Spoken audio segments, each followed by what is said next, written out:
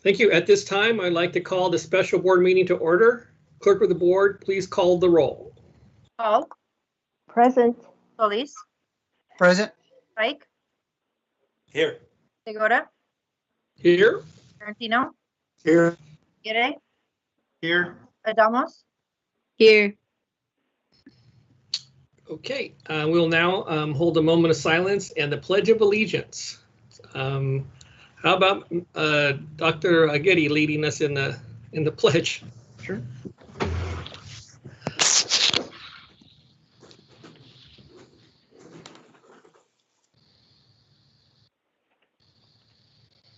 Right hand over your heart. I pledge allegiance to the flag of the United States of America and to the republic for which it stands, one nation, under God, indivisible, with liberty and justice for all.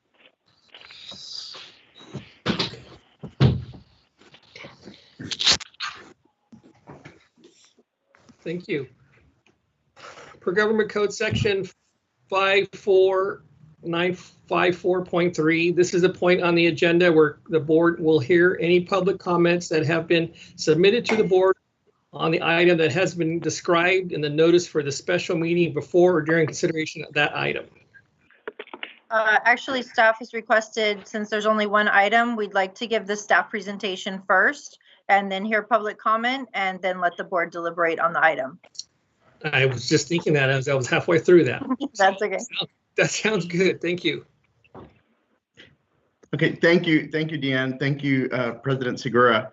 We do have a presentation that has been prepared. The focus of this presentation is to provide the board an update about how distance learning has been going, some of the things we have observed and what are the impacts, as well as providing a recommendation for how we return at the next semester, i.e. in January.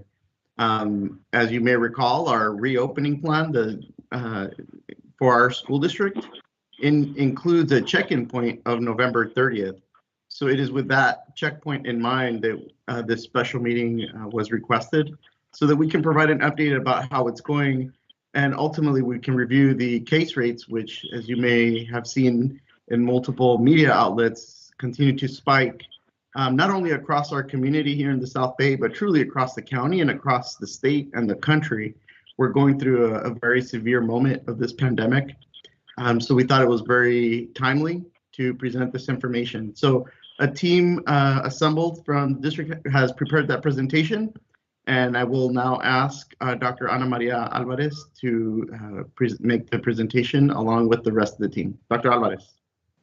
Thank you, Dr. Aguirre. Good evening, Board President Segura, board members, Ms. Adamos, community, our staff. Thank you very much. Let me just take a moment to upload the presentation, and Dr. Aguirre, will you let me know if you can see it? I will let you know, yes. It is up on the screen. Okay, thank you very much. So this evening we are going to discuss what is currently happening with our distance learning program, what is happening with our small cohorts, and with our after school and VAPA programs, and also with our athletic conditioning. We'll present some data regarding our student achievement according to our Q2 progress grades, and we'll also provide some updated metrics that we would like for the board to consider. This evening, along with myself, Dr. Vernon Moore, Dr. Salked, Dr. Winters, Mr. Chakowski, and Ms. Quirk will be presenting information from our respective perspectives based on the data that we've analyzed and the most current research that we have available to us. So as a district, we still continue to focus on our 4 LCAP goals. As you know, the state did suspend the LCAP per se, and we developed a learning continuity plan that we provided to the board in September 28th. It was taken to board and then reapproved with some updates on November 9th. But the LCAP goals still are the foundational goals for our district. And just as a reminder, the 4 goals are focused on teaching and learning, on creating a healthy and safe environment, building positive cultures and climates on our campus, fostering and honoring our parent and community engagement, all in hopes of supporting our students and ensuring that we're promoting excellence throughout the district. Our final LCAP goal, goal number 4, is really tying everything together. It's the foundation for the goals. It's making sure that we have a coherent and transparent system that provides for the supports for our students. We also, as I mentioned, took the Learning Continuity Plan on September 28th and then November 9th. And the Senate Bill 98 suspended the Local Control Accountability Plan and implemented the Learning Continuity Plan. As a reminder, this plan did take into account what we were doing for both in-person instruction and distance learning. It also listed the supports and actions and services that we were utilizing and implementing with the funding through the CARES Act. And then just as a reminder, we did also in July of this year take the Sweetwater reopening plan for distance learning and in-person instruction. That really is the guide for, and we call it a dynamic guide because there have been changes for our students for the 2021 school year. So I wanted to kind of just give you a high-level overview in terms of teaching and learning and what we've done this year. The focus has still continued to be the mainstay of instruction and what that instruction currently looks like in distance learning, the supports provided, and the professional development implemented to ensure that our teachers and students have the resources they need. We divided the teaching and learning approach in 3 major areas. The first one is instruction, the second one is support systems, and the third one is professional development. In terms of instruction, we started out the school year looking at standards aligned instruction, identifying the essential standards. And as part of the ongoing PD, we're looking at the scope and sequence for our core subject areas. And what I mean by that is that the California state standards are so broad and so deep that in distance learning, we needed to make sure that we were really looking at those essential standards and narrowing them. Instead of covering 100% of the standards at a very minimal depth, we wanted to focus on a few essential standards across the district to ensure that students were getting the most out of distance learning instruction. The second thing that was really critical to instruction was staffing. You know, our teachers, our counselors, the supports that are happening on a daily basis in the classroom, but also those additional supports such as tutoring, after school tutoring, and some of our small group cohorts that are occurring. And then we also have programs that are offering assistance and support outside the school day, and those include our VAPA, our after-school programs, and our athletic conditioning. Then when we look at the system of supports that we have, you know, our counseling program is certainly one of the best counseling programs in the state. We do look at our AXA model in terms of counseling. We also have standards for counselors.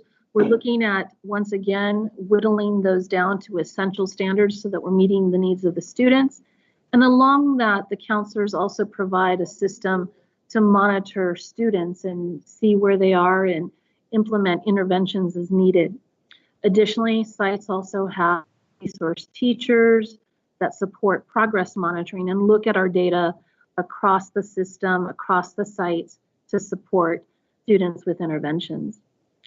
And then the last component is our professional development. We recently approved a memorandum of understanding for our induction program. And the critical piece of that, it really serves our newest teachers. And so we're ensuring that as they enter this profession, they're really getting exceptional experiences and supports in those first few years of teaching. And then the last component of professional development, but certainly not the last and least, is the curriculum and instruction team with our site TOSAs and the work that happens at the district level with curriculum development and professional development, but also at the site level, where our school sites, our resource teachers at the schools, our principals, our assistant principals are supporting professional development on an everyday basis. So what's happened for our students while we've been in distance learning? As we have mentioned, we have continued to have small group virtual tutoring. We've had individual tutoring. We've had virtual Saturday school, and we've had virtual counseling supports. But as of November 5th, we did implement small group in-person cohorts. And so those are occurring at all of our sites.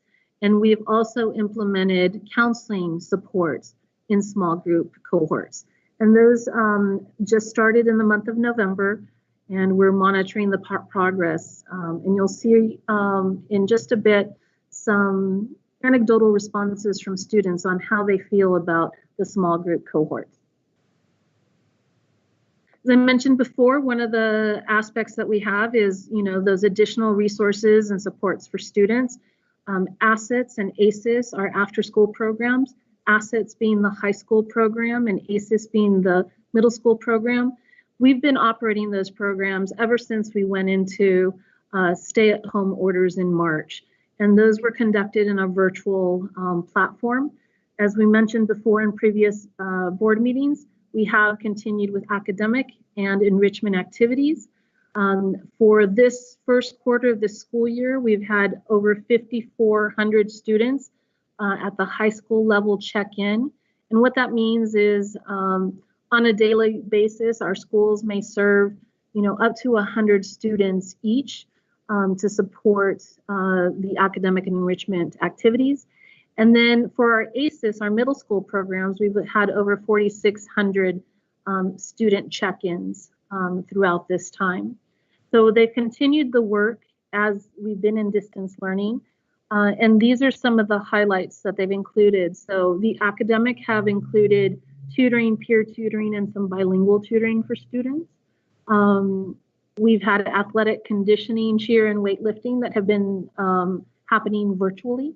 And we've also had enrichment activities, and sites offer, a spectrum of services for our students in those programs.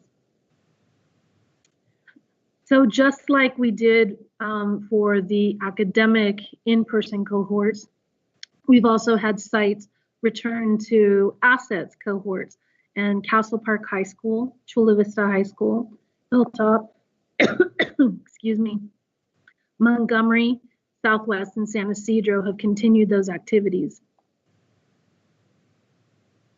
Excuse me one second. So I'm not going to open this page, but it is available.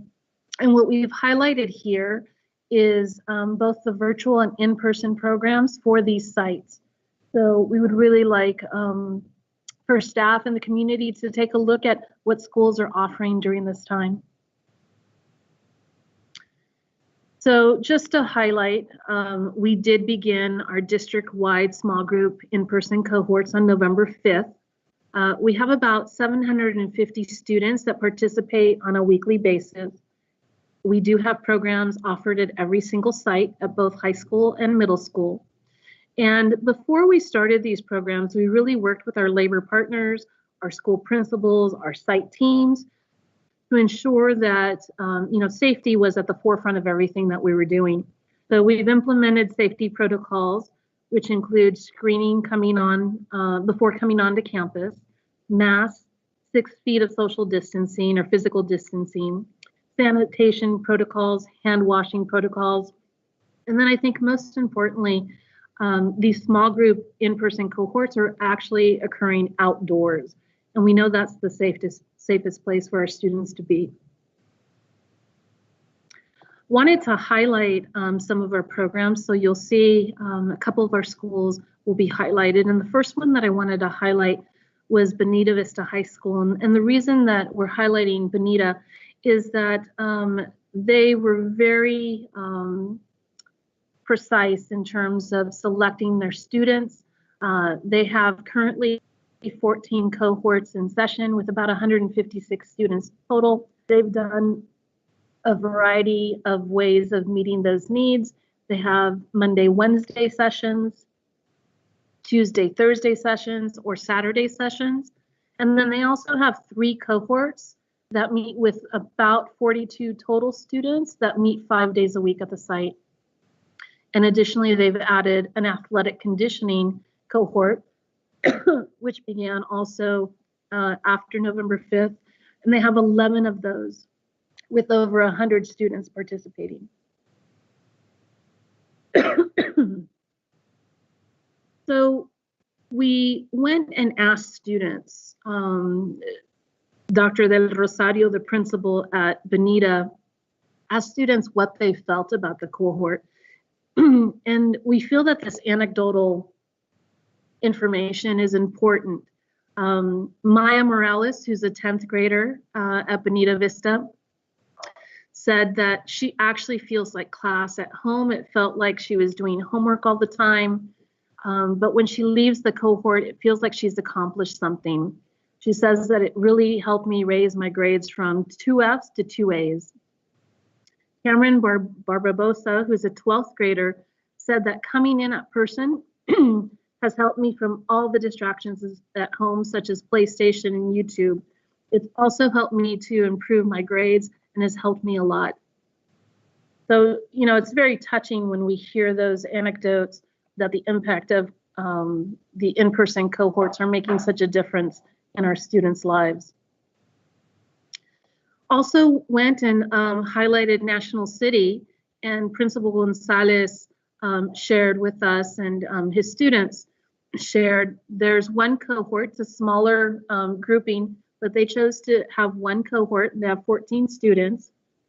Students are on campus all day. They have a resource teacher that works with them, a support teacher, and an instructional assistant. Principal Gonzalez said that during the first week of the in-person cohort, it was a great start. And one of the things that I'm going to note for this is that National City, as part of a welcoming package for the students, had raised funds for the students to each get a sweatshirt. And they did a lot of team building activities so that students felt very welcomed and students would want to be in the program. The teacher, Ms. Lane, and the instructional assistant, Ms. Pam, continue to work with students on a daily basis. And the focus there has been on asynchronous class time. And so, as you know, all of our students get some synchronous instruction when teachers are on at real time with students. And then there's time for students to work independently. That independent time has been a challenge for many of our students. And so Mr. Gonzalez and his team chose to work specifically on that.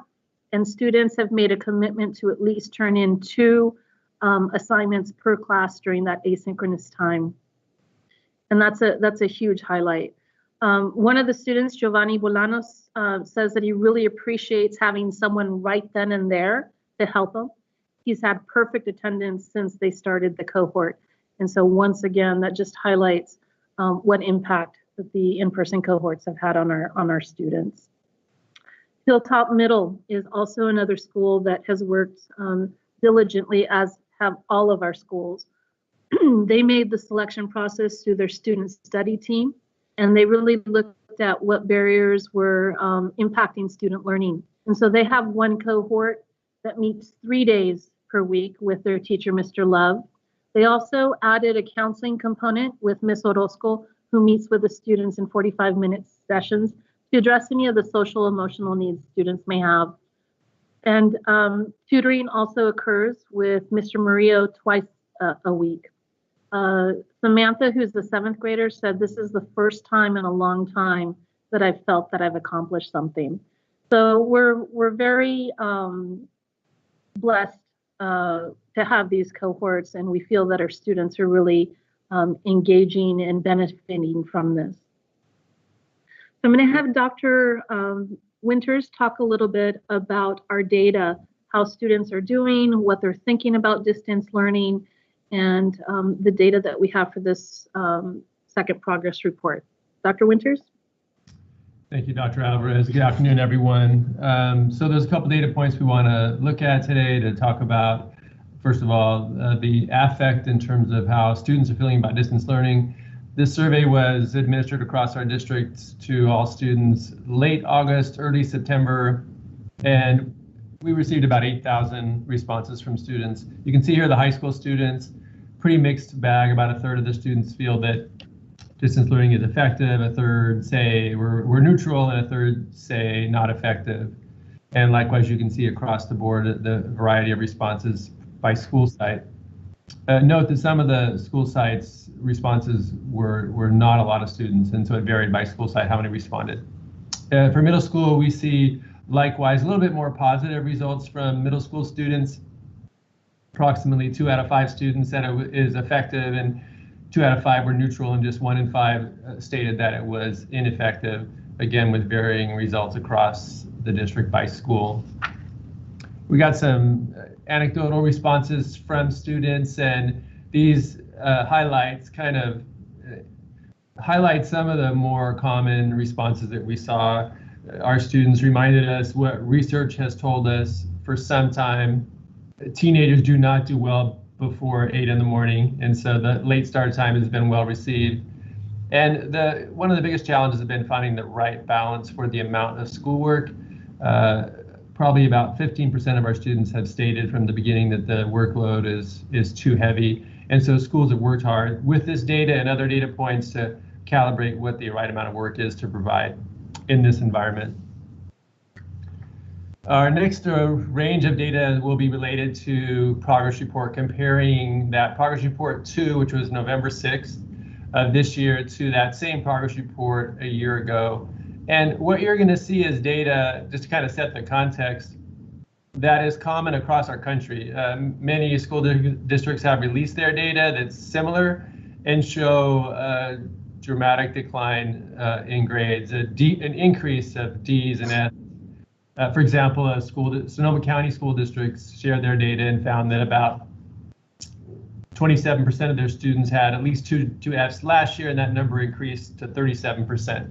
And that trend is just common across the country. So this is no different at Sweetwater. Here you can see high school percentage of D's and F's. That rate is about 8% higher than it was last year. And you can see a range there. Some schools stayed pretty much the same, and as high as increasing by 16%. We then want to show that same data by a variety of student groups, beginning here with students with disabilities. And you can see the average increase of D's and F's is about 11% for students with disabilities, and that range across schools is anywhere from 4 to 14% increase.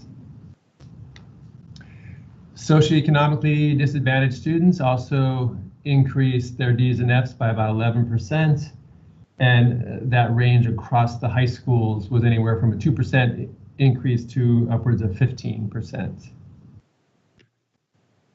English learners, likewise, you can see that increase there was about 13% for all high school students that are English learners, and the range there, actually one school had a slight improvement of 2%, to the highest of an 18% increase in D's and F's. We also want to share the data for foster and homeless youth, but we wanted to note, first of all, that the number of foster and homeless youth at any one school is actually quite small, so the percentages are a little deceiving. A change in just a couple of kids could show you a dramatic increase or decrease in that rate. So that rates for high school students here, you can see the average increase for homeless across the district in high school is 15%. See a couple schools that actually did a little bit better or about the same, and others for whom that rate increased quite a bit. And next we'll show the middle school students, same data points, beginning with all students, where that increase of D's and F was about 13%, and that range was anywhere from an 8% to a 24% increase in D's and F's.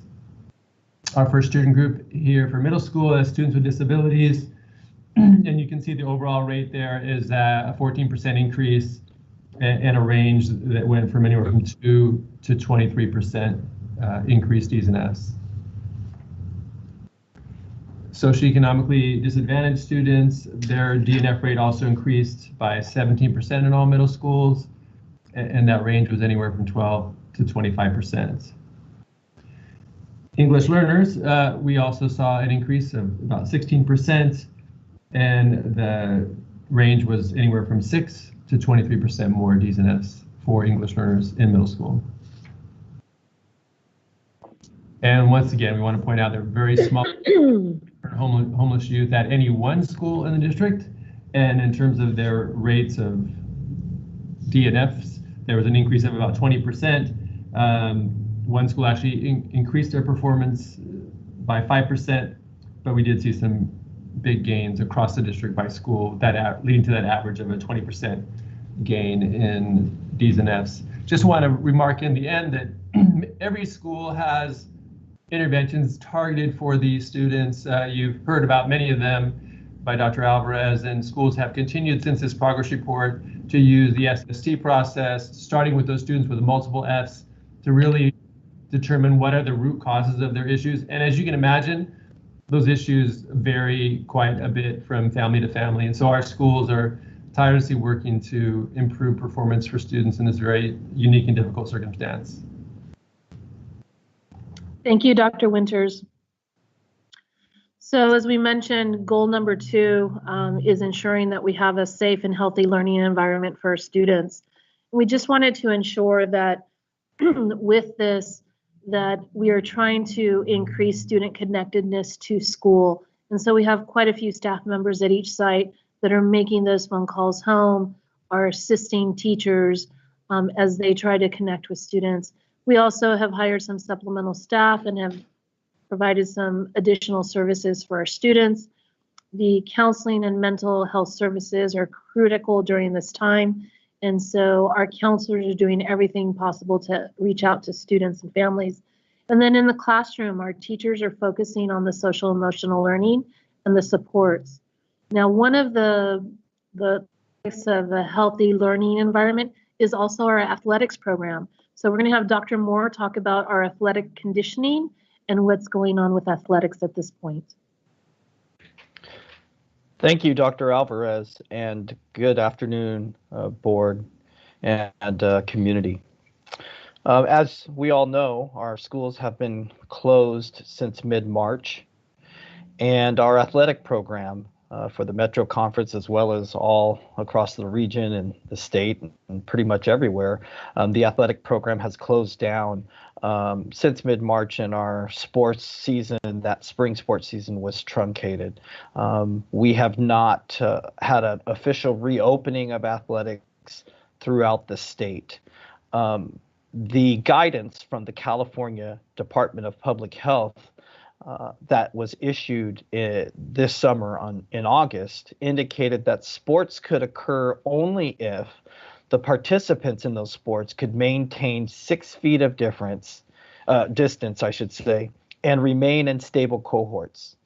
The guidance from California Department of Public Health has not provided for athletic competition, and further, county guidance is not provided for gatherings such as sporting events where teams could play each other, there can be spectators. That currently is not permitted under state and county guidelines. And so the CIF, the California Interscholastic Federation that governs high school sports across the state, has indicated that the official start of sports is not until December 12th. And they've taken 3 different seasons of sport, fall, winter, and spring, and condensed them into 2 seasons. And season 1 sports, again, tentatively scheduled to start December 12th, and I'll get to that in a moment. But in preparation for that, we did open our campuses to outside season of sport conditioning following state and county guidelines. Similar to the in-person academic support, we followed some of those same guidelines, and we began on November 5th. And students who participate in outside season of sport conditioning have to go through daily symptom check and screenings.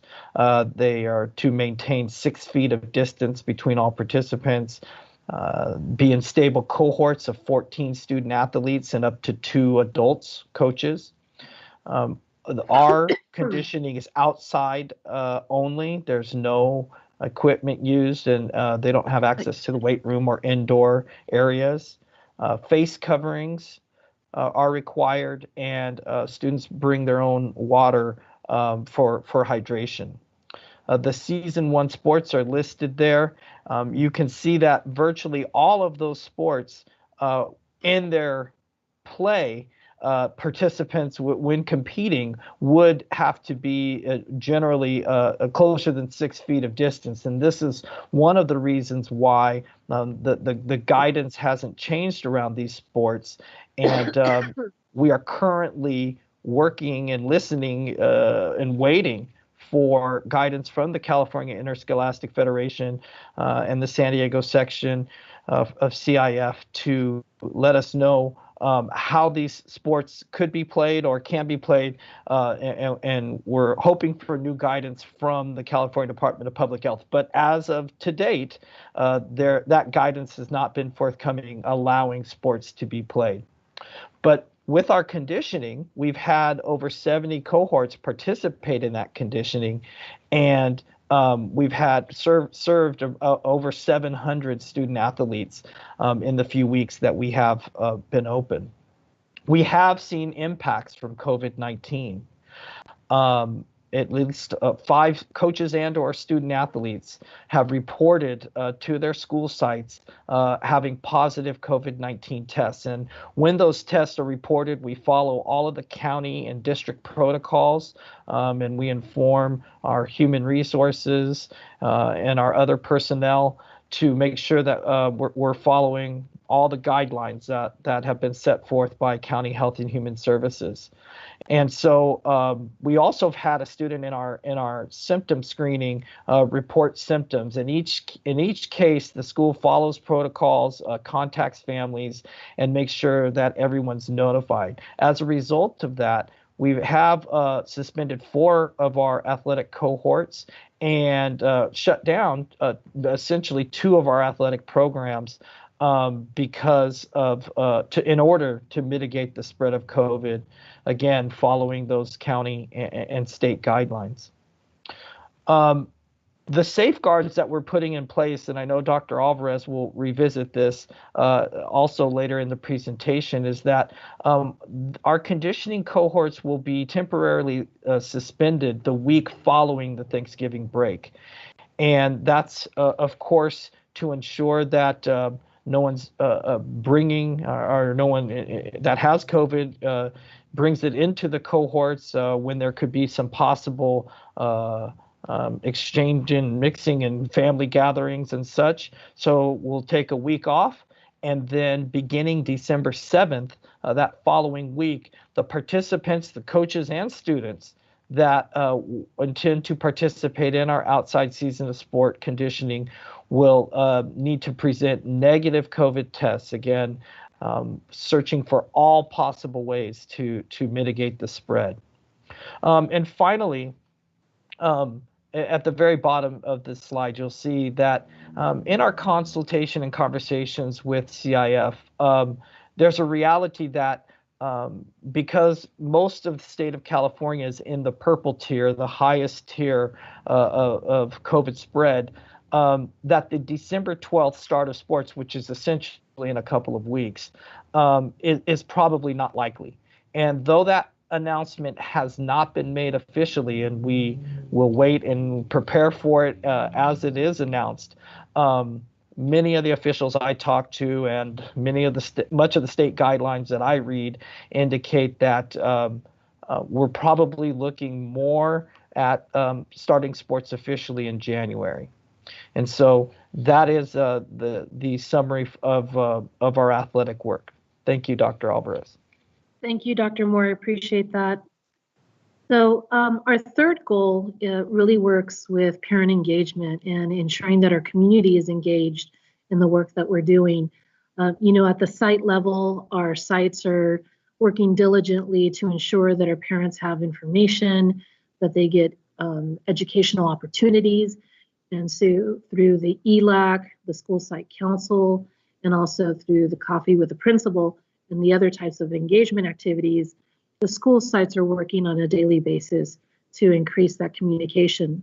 At the district level, we are working also with our DLAC and our DPAC to inform and provide information and to provide education for our families and to answer questions. Some of the things that we're working on currently at the site level, we have schools that have implemented PIQE, which is the Parent Institute for Quality Education. Southwest High School has actually been using PIQE as a parent education tool since last January.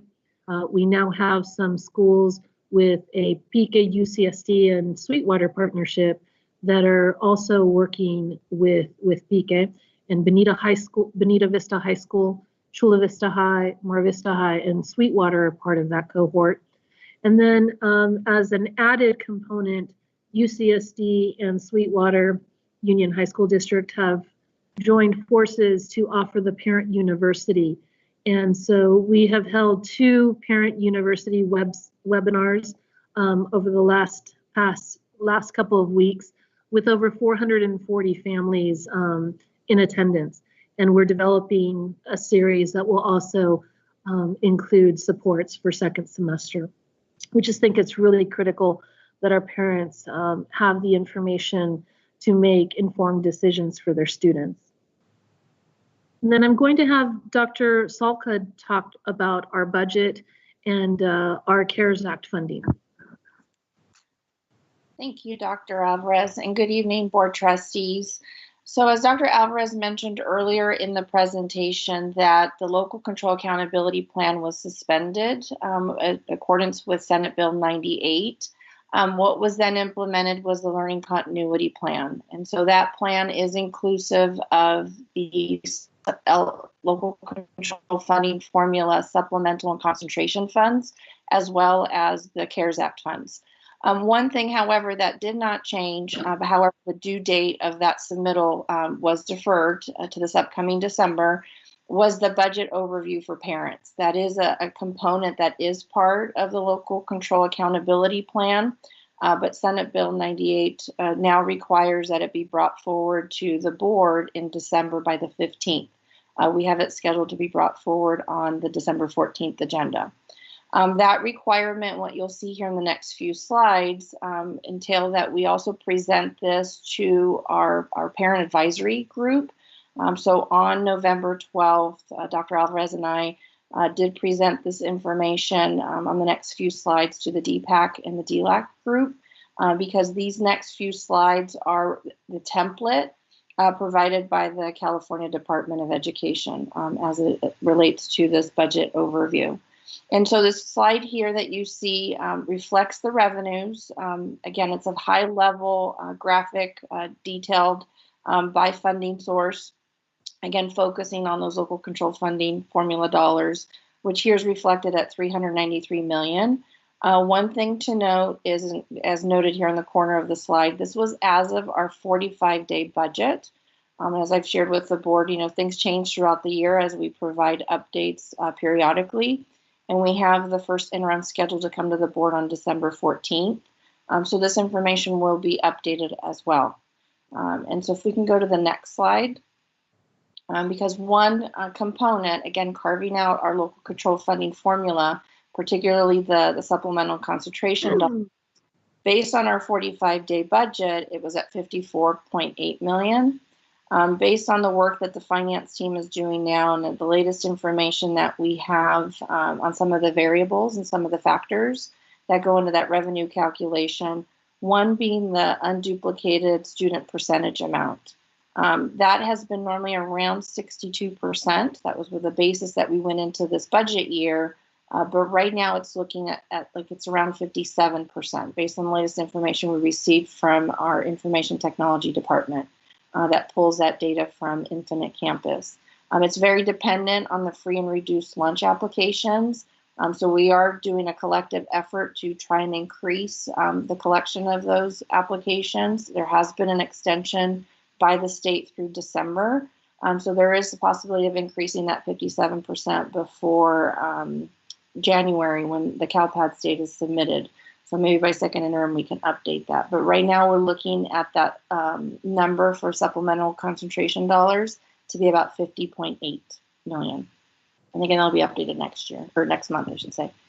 And then this next slide, again, just from the template provided by the California Department of Education. Again, just a snapshot of a graph of what the expenditures are as a whole for general fund, and then the component with the local control accountability plan. You can go to the next slide. Here, again, it reflects our, not only the LCAP monies, local control funding formula, but also the CARES Act money. So that's what was a requirement under this plan. And again, as part of the LCAP 4 and the continued transparency with various systems, and particularly with the budget, what we've detailed here are the various resources for CARES Act. The district started to receive funding with the first resource here of 3210 is the number. It's about $8.2 million. That was allocated in May. And then the next 3 resources were allocated in early August by the California Department of Education as part of the governor's final approved budget for 2021. That's part of the learning loss mitigation. So we've been working very closely with our the teaching and learning department, but also our communications department. They recently posted to the district's website this information, as well as the specific budgets that have been assigned to that, again, in alignment with the learning continuity plan. That detail also notes how these various resources have different ending dates in terms of when the dollars need to be spent. The first 2 here listed, we have until September of 2022 to spend the dollars. But the one that's most kind of time sensitive is actually this resource 3220, the 26.5 million. That is scheduled to expire by next month. So we have until that point to exhaust those funds. And then the resource 7420, we have until June of next year to spend those dollars. So again, we're working very closely with various stakeholders on that information.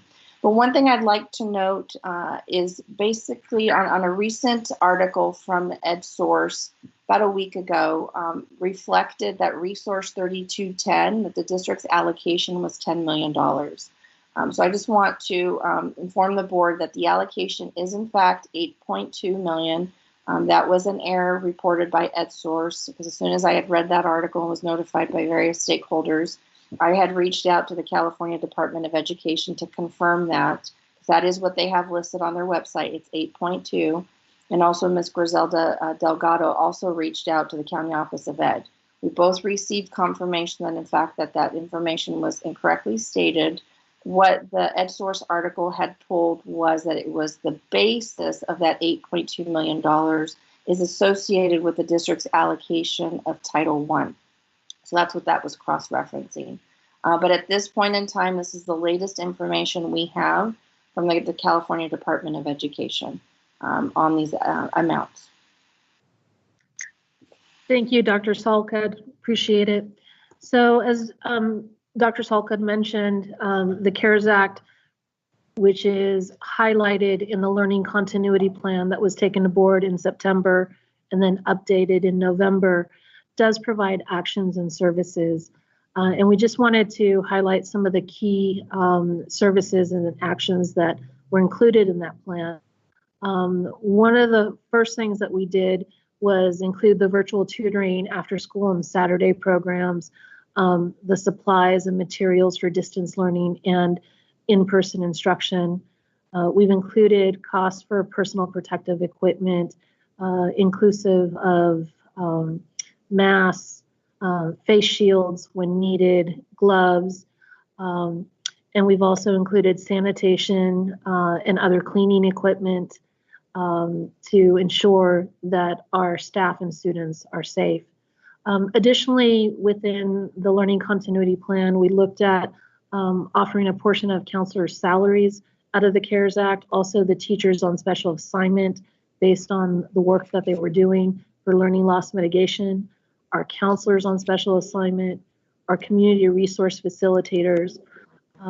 Additionally, we offered the small counseling groups, our small group supports for in-person, And with that, we hired temporary teachers at each of our school sites to provide all-day small group intervention supports for those small group cohorts. And then recently, we approved an MOU with our counselors to implement small group in-person cohorts. And then our mental health resources are also included as part of this funding support. Professional development was a key component in terms of opening of school and ongoing professional development. But one of the largest expenditures was really to ensure that each of our students and our staff had the necessary tools for distance learning and in-person learning, and those were computers and hotspots. So those are certain elements. As was referenced previously, the Learning Continuity Plan and the CARES Act funding is offered in detail on our district homepage, where you can see the disaggregated expenditures, and those are available. And if any questions, please don't hesitate to ask. So Ms. Janaea Quirk is going to talk a little bit about the continuation of LCAP 4, which is really those systems to ensure that our students are healthy and safe on campus, as well as our staff. Thank you, Dr. Alvarez. Good evening. With the distribution of our sole focus has been to be providing students and staff with the necessary PPE and equipment that would be necessary for day-to-day and for sanitization purposes. So this slide right here reflects everything that we have distributed to sites via our own resources and from resources provided by the County Office of Education. They provided allocations of PPE for all school districts. And this material can also be purchased via TrueCourse in the stores, so sites can continue to buy the following items if they need to. We have a 3-month supply, and we meet weekly to monitor that and make sure that we're maintaining that. In signage, we've provided sites with pop-up tents, social distance dots for their campus. In addition to maintenance has started to develop desktop barriers for workstation, one-on-one assessment.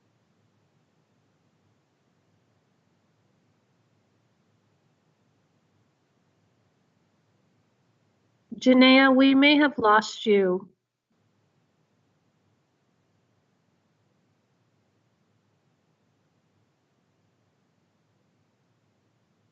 I think we did lose Ms. Quirk. I'm here. I'm sorry. I told Dr. Aguirre all day today I've been having issues with Teams just disappearing on me. So of course, here we are. Okay, so we were transitioning, I apologize, to the second slide. And the second slide has 3 examples for you of other means in which we've spent some of our CARES funds. Each campus was provided with one of those X1 generator backpacks, so they're sanitization foggers. So each campus has 4 of those. They've been able to continue to procure extras. The idea being that the custodians use those to fog and walk through and do deep sanitization within classroom spaces, external outdoor settings, and also for offices. Probably our largest ticket item is the ionizers, which we're in the process of installing right now. Maintenance is performing that work. We have purchased ionizers to be installed on every mechanical unit in all classrooms and all classrooms, all learning environments, and all offices throughout the district. And so right now what we're in the process of doing is what we call phase 1. And phase 1 would be addressing 20 classrooms, administration, counseling offices, school psychologists, and nutrition services. Once we get those completed right at the beginning, by the beginning of January, we'll go back and we'll assess if it's going to be a phase 2 or a phase 3, but we will keep that momentum moving until we have accomplished every single one of the units throughout the district. And then the slide on the right is a sample of some ingenuity that our maintenance department has put together. They're actually converting, with COVID, we can't use the drinking fountains. And so they're in the process of removing the drinking fountain component at the drinking fountains and replacing them with a traditional faucet to convert them into hand washing stations. And so you can see where they've also attached onto the wall, which can be taken down and put away in the evenings, soap dispensers and paper towel dispensers. And then we slid a sample of where reminder for students for hand washing signage in there as well. So this is what we're doing with health and safety. We're continuing to monitor that. We do have ample funds that are still available as we continue to move forward through the duration of COVID. Thank you. Thank you. And Ms. Quirk, just to clarify, the 20 classrooms are 20 classrooms at every single school in the district, correct? Yes, thank you. It is. Thank you. So we're going to transition to John Chakowski to talk about the metrics and the conditions that we're looking at for reopening and the data that we've been utilizing and new data that we'll be looking at. Thank you, Dr. Alvarez, and good evening, Board of Trustees, staff, community members. So on reopening considerations, there are a large number of them. These are just a few, but once the county health orders authorize school districts to begin their reopening process, districts then have the critical responsibility to determine both the scope and the pace of their reopening sequences. And ultimately, the sequence or phases, as the term we use, must be appropriate for the ever-changing levels of community risk. And then also with the district's own ability to mitigate that risk. So moving forward, multiple considerations and metrics have to be weighed and balanced. And oftentimes some of these considerations seem to even be in opposition or contradictory. So it becomes really vital to incorporate the most current guidance along with subject matter experts, consultants, along with stakeholders to ultimately develop protocols and policy that chart the most appropriate course forward.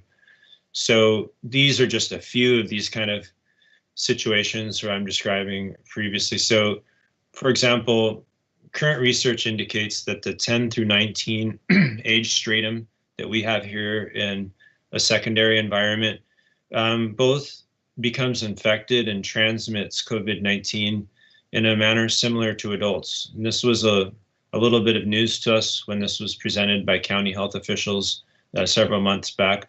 But then on the other hand, current research of school districts who've started the reopening process across the nation has shown that almost ironically, the highest transmission has been adult to adult. And they think that's probably because there's gaps in protocols or folks just aren't quite used to, you know, all these new things they have to do in a school environment, especially if they've been out doing distance learning previously. Another one of these is a 7 through 12 class scheduling. So unlike primary schools or, you know, our multiple feeders, elementary districts, the secondary school course scheduling with all the A through G requirements for college, et cetera, it necessitates more movement between classrooms. So maintaining a very strict student cohort model becomes very difficult, if not impossible, the more students you start bringing onto campus in subsequent phases, especially with the larger schools that we have. But nevertheless, these are all challenges that can be met.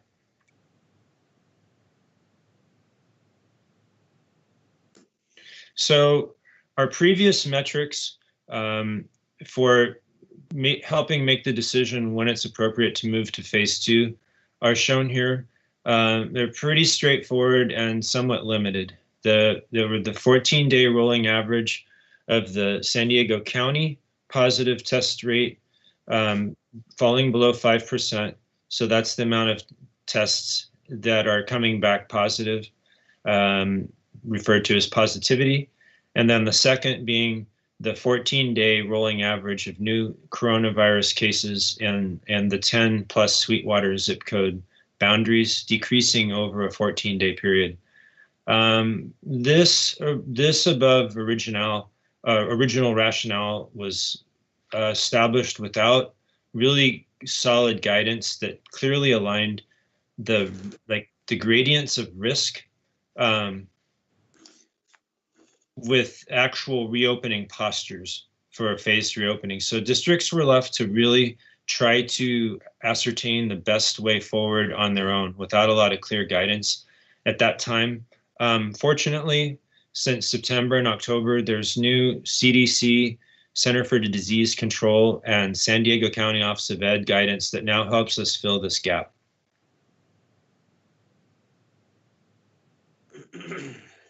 So as we know, once a county is placed into Tier 2 or the red tier, the California Department of Public Health and counties in the state may then authorize K through 12 or TK through 12 districts or secondary in our case to begin the reopening process. However, specific guidance, again, with regard to the pace and scope of this reopening has been limited or to non-existent just until recently with this new guidance called Indicators for Dynamic School Decision-Making. I'm borrowing a slide from the San Diego County Office of Education, who made a short presentation on this. And it's also supplemented by a video from Mr. Bob Mueller, who's the San Diego County Office of Ed duty officer and assistant incident commander, where they explain how districts can use this new guidance. And it's specific to schools regarding the recommended pace and scope of reopening during the pandemic. Also, the County Office of Ed has provided an unofficial 14-day case rate calculator, if you will, by zip code to support the CDC method. So that's all very helpful to us as we move forward here. In short, it seems quite common sense that this approach is about balancing risk that you have to assess and then applying the appropriate mitigation that's appropriate to that risk. So straight from the CDC guidance, it states that if a school is at medium, higher, or in the case of Sweetwater and the county, highest risk of transmission, it does not mean the school cannot reopen for in-person learning, but that the risk of transmission is higher and the school could consider alternative learning models. So again, one must adopt the mitigation strategies or stances, as the County Office of Education uses the term, that's appropriate for that level of risk.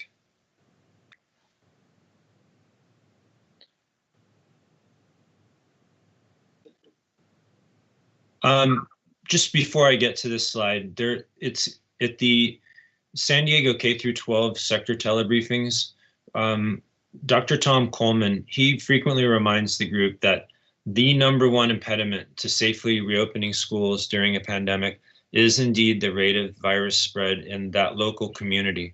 So in a district and county of our size, assessing that local community risk specific to education is a key challenge driving the reopening decisions. So I think the large size of San Diego County and Sweetwater sometimes are lost on folks. So I just wanted to review real quickly that it bears repeating. San Diego County is the second most populous county in the state of California and the 5th most populous in the nation. If you didn't know that, with a population of approximately 3.5 million. And then Sweetwater District is the largest secondary school district in the state of California, serving students predominantly from 7 through 12, also with some several adult school campuses. And importantly to us, when doing these calculations, the district boundaries encompass 10 zip codes. There's one that's a partial that we don't include in National City, but 10 that are fully incorporated, with a combined population of a little under 500,000, 477,000.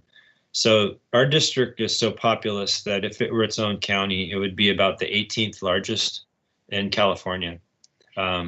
So with that said, we've collectively decided to advance to the next posture, or propose this, to advance to the next posture or phase 2 as a full district rather than as separate regions. So here in this, another slide that I've borrowed from San Diego County Office of Ed, it shows real briefly the core indicators aligned with the implementation of mitigation strategies that you've heard so much about already tonight. So I won't really belabor them much, but the CDC's dynamic school decision-making guidance uses ideally two main measures: the 14-day case rate that's used nationally, and again is now provided by the San Diego County Office of Education on their website, and then also with the positivity rates. And the positivity rates, again, are the percentage of tests coming back positive in a community. So I just wanted to mention that positivity rates by zip code were not available when this guidance was first made, or San Diego's zip code positivity weren't available, but they are now. So that makes this even better. So now you can use both of the measures. And I'll review both of those indicators in a little more detail in just a moment. But after assessing risk by these and potentially other secondary indicators, a district is recommended to apply essentially the maximum amount of mitigation strategies that they're proportional to this risk. So those key strategies are often referred to as the big five, social distancing, face coverings, hand hygiene, cleaning, disinfection, contact tracing. So we have big 5 plus 3, and also adding the ionizers, filters that Ms. Quirk spoke to, the mandatory screening that several have spoken to, and then also the recurring employee testing, which is becoming more robust. So this is often referred to at the county meetings as the Swiss cheese model, where when you look at a piece of Swiss cheese, you can see daylight through it, but when you put enough of them down on your sandwich, all of a sudden they make a big wall of cheese. And so that just is a silly little analogy to the fact that with multiple layers of risk mitigation comes an increased layering, cumulative of ultimate risk mitigation. So on the last table here, I have to share with you. So this shows the actual breakdown of the CDC's alignment and how they graduate risk for a school environment, not necessarily for businesses, gyms, houses of worship, and all those other things that are California tiered system. This is what the CDC scientists specifically recommend that's used for schools in evaluating risk. So again, it shows the two core indicators of the 14-day positivity rate, and then the 14-day case rate, and then below that, the positivity rate, and specifically the RT-PCR types. So it might be hard to read, but I've added in here the current Sweetwater and County of San Diego 14-day rates directly from the San Diego County Office of Ed calculator. So time is everything when looking at these dates. So 14-day rolling averages tend to undulate and move more slowly and gradually because it's taking a wider 14-day period of interest than is, say, the 7-day case rates used in California, which can have marked fits and leaps, and they're much more volatile. So they're also, the 14-day method provides a bigger figure. So it does not divide by 7 or 14 to provide the figure expressed as a per day.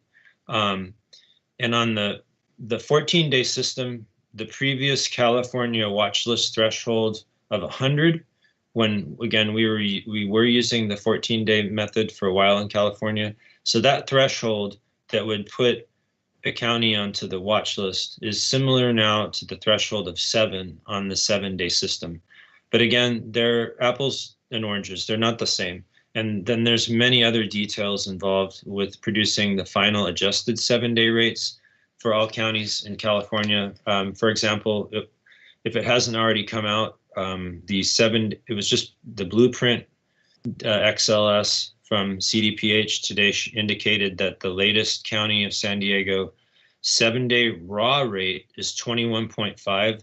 So that's marked increase from where we were last week. But that will be adjusted downward to 13.1. So I just mentioned that to underscore two things, that they're moving around a lot and that they get adjusted. So there's a lot of details. To be clear, we're proposing to use the raw unofficial rates from the San Diego County Office of Ed site. So, so unfortunately, what does this all mean? So right now, our counties, the rates are really going up, and that's concerning to everyone, especially juxtaposed with the holidays. But it seems as though our district rates are not increasing at the same proportion to the counties. It almost feels like the counties might be gradually moving closer to ours. It's hard to say, but there's a little silver lining in the cloud that we see that our positivity rate is actually in the moderate risk. So our district's 10 zip codes positivity is down around 6.2, which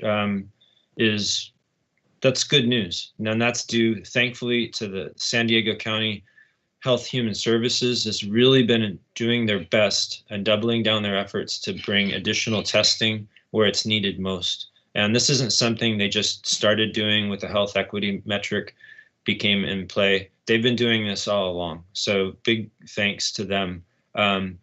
So there's a little more silver lining in the cloud too. I think that based on all of our steady stream of cases, both COVID positive and close contacts that we've been managing through our own contact tracing, to the best of our knowledge, what we think is happening is people are coming in from outside of the community who have either symptoms, or I'm sorry, not symptoms, but are positive or have had a close contact, and they're asymptomatic, and then they come onto the campus.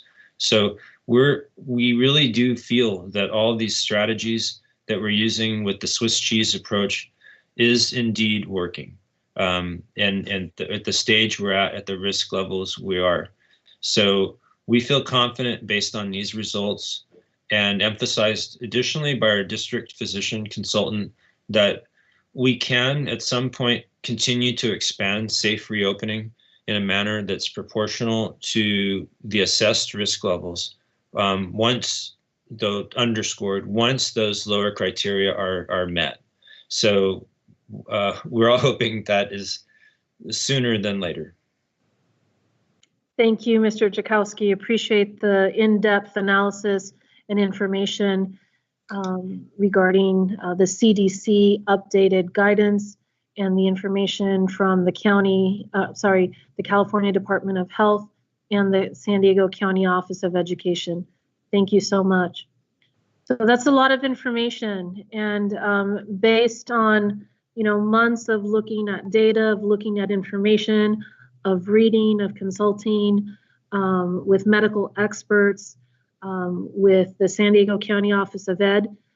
As a staff, we are recommending some revisions to our reopening plan metrics and milestones.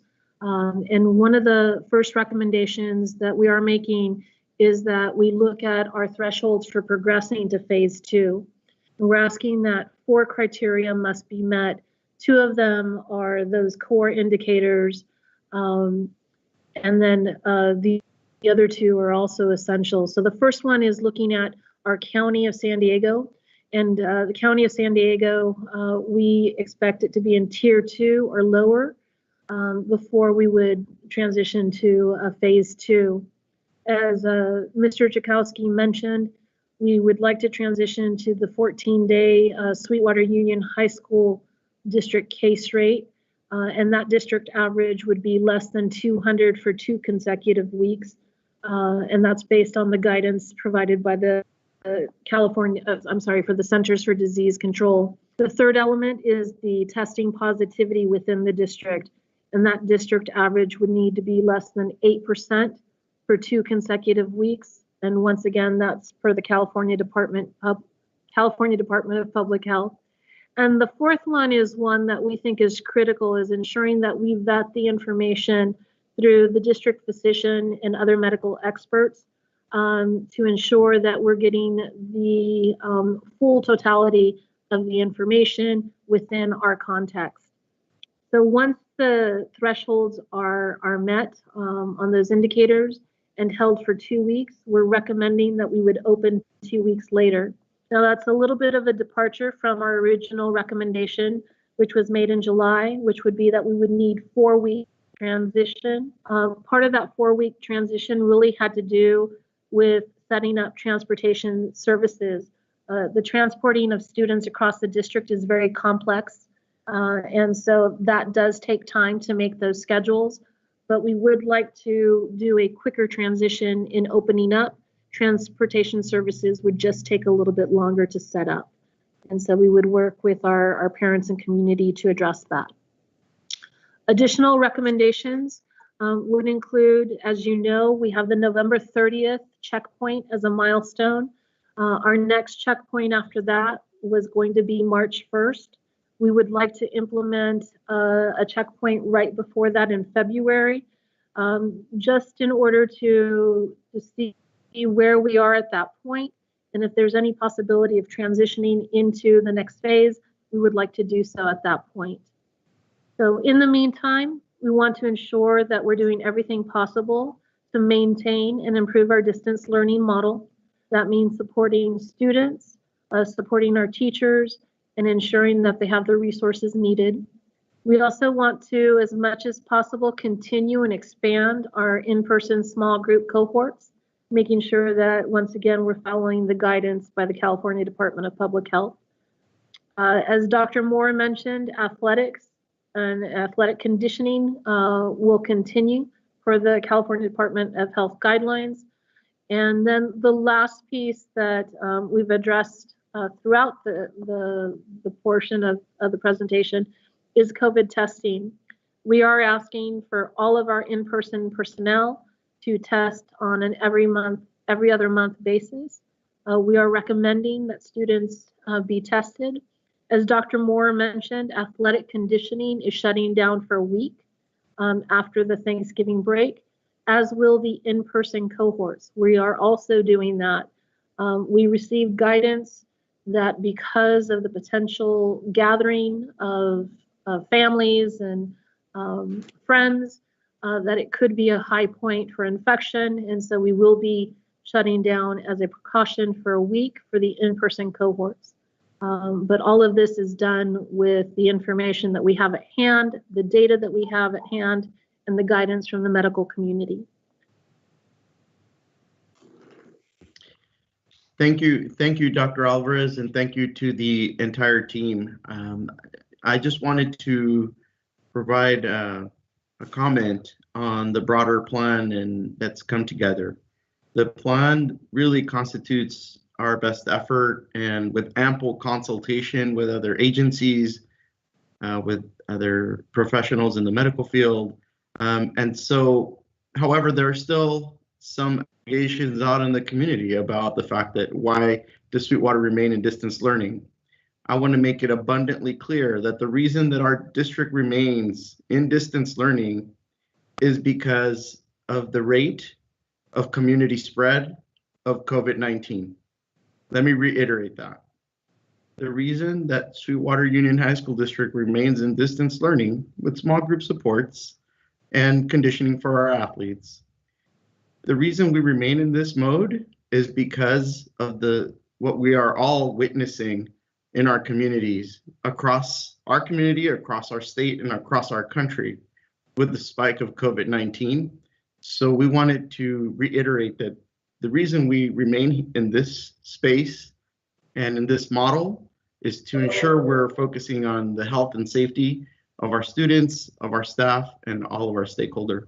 So with that in mind, again, I would like to extend my appreciation to the team that came together to make this presentation. And with that, our presentation has concluded, so we can move on to the next step. Thank you. Thank you, Dr. Getty.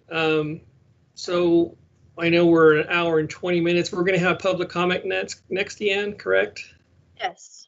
Let's take 10 minutes because I think that's going to go for a little while. So let's take 10 minutes and come back at 5, well, actually a little longer. Let's come back at 5:30 and we'll Okay. start the comment. Okay, sounds good. Thank you. Thank you.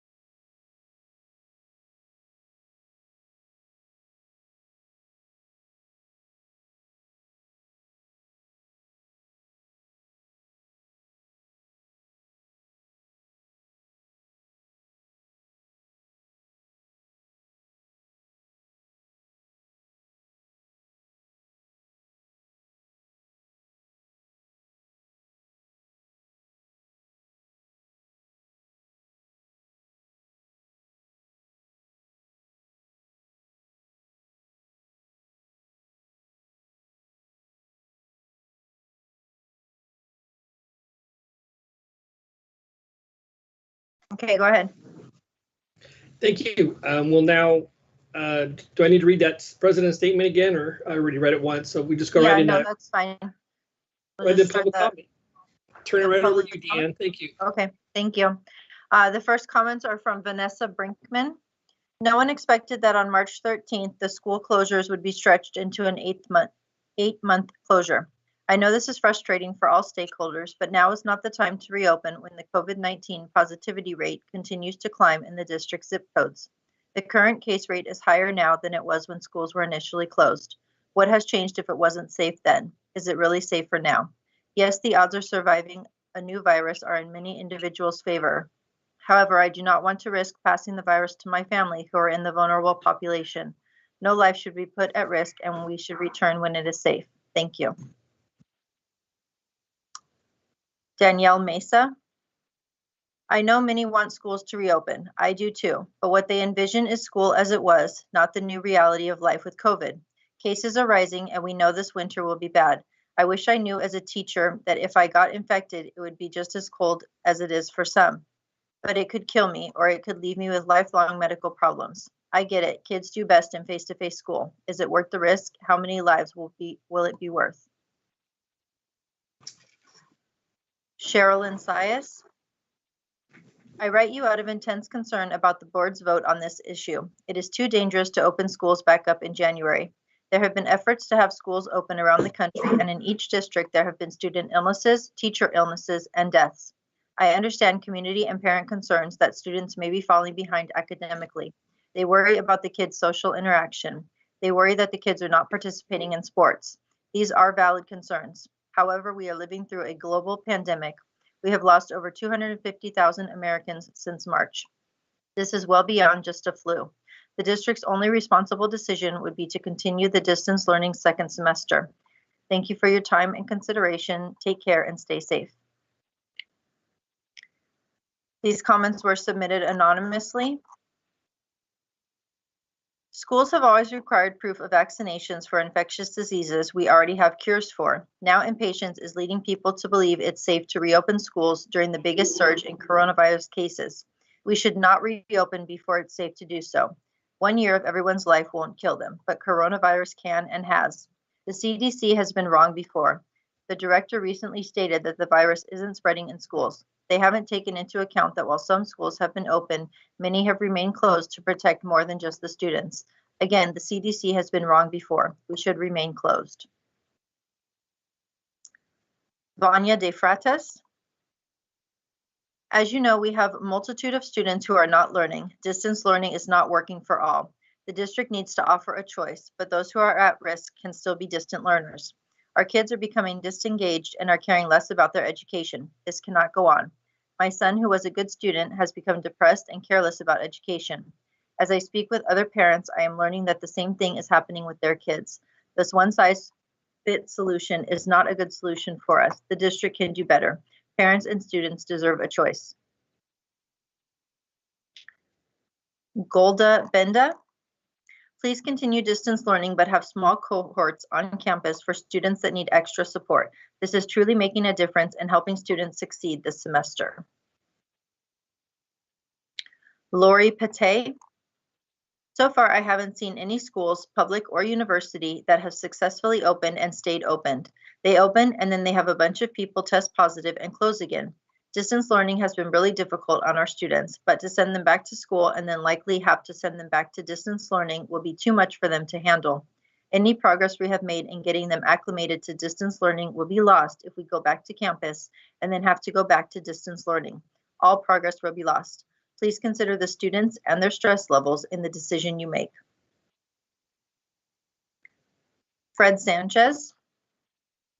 I just wanted to share with you not only my concern, but that of my students and fellow teachers. I currently teach mariachi at National City Middle and Sweetwater High. I love music, I love teaching, I love my students.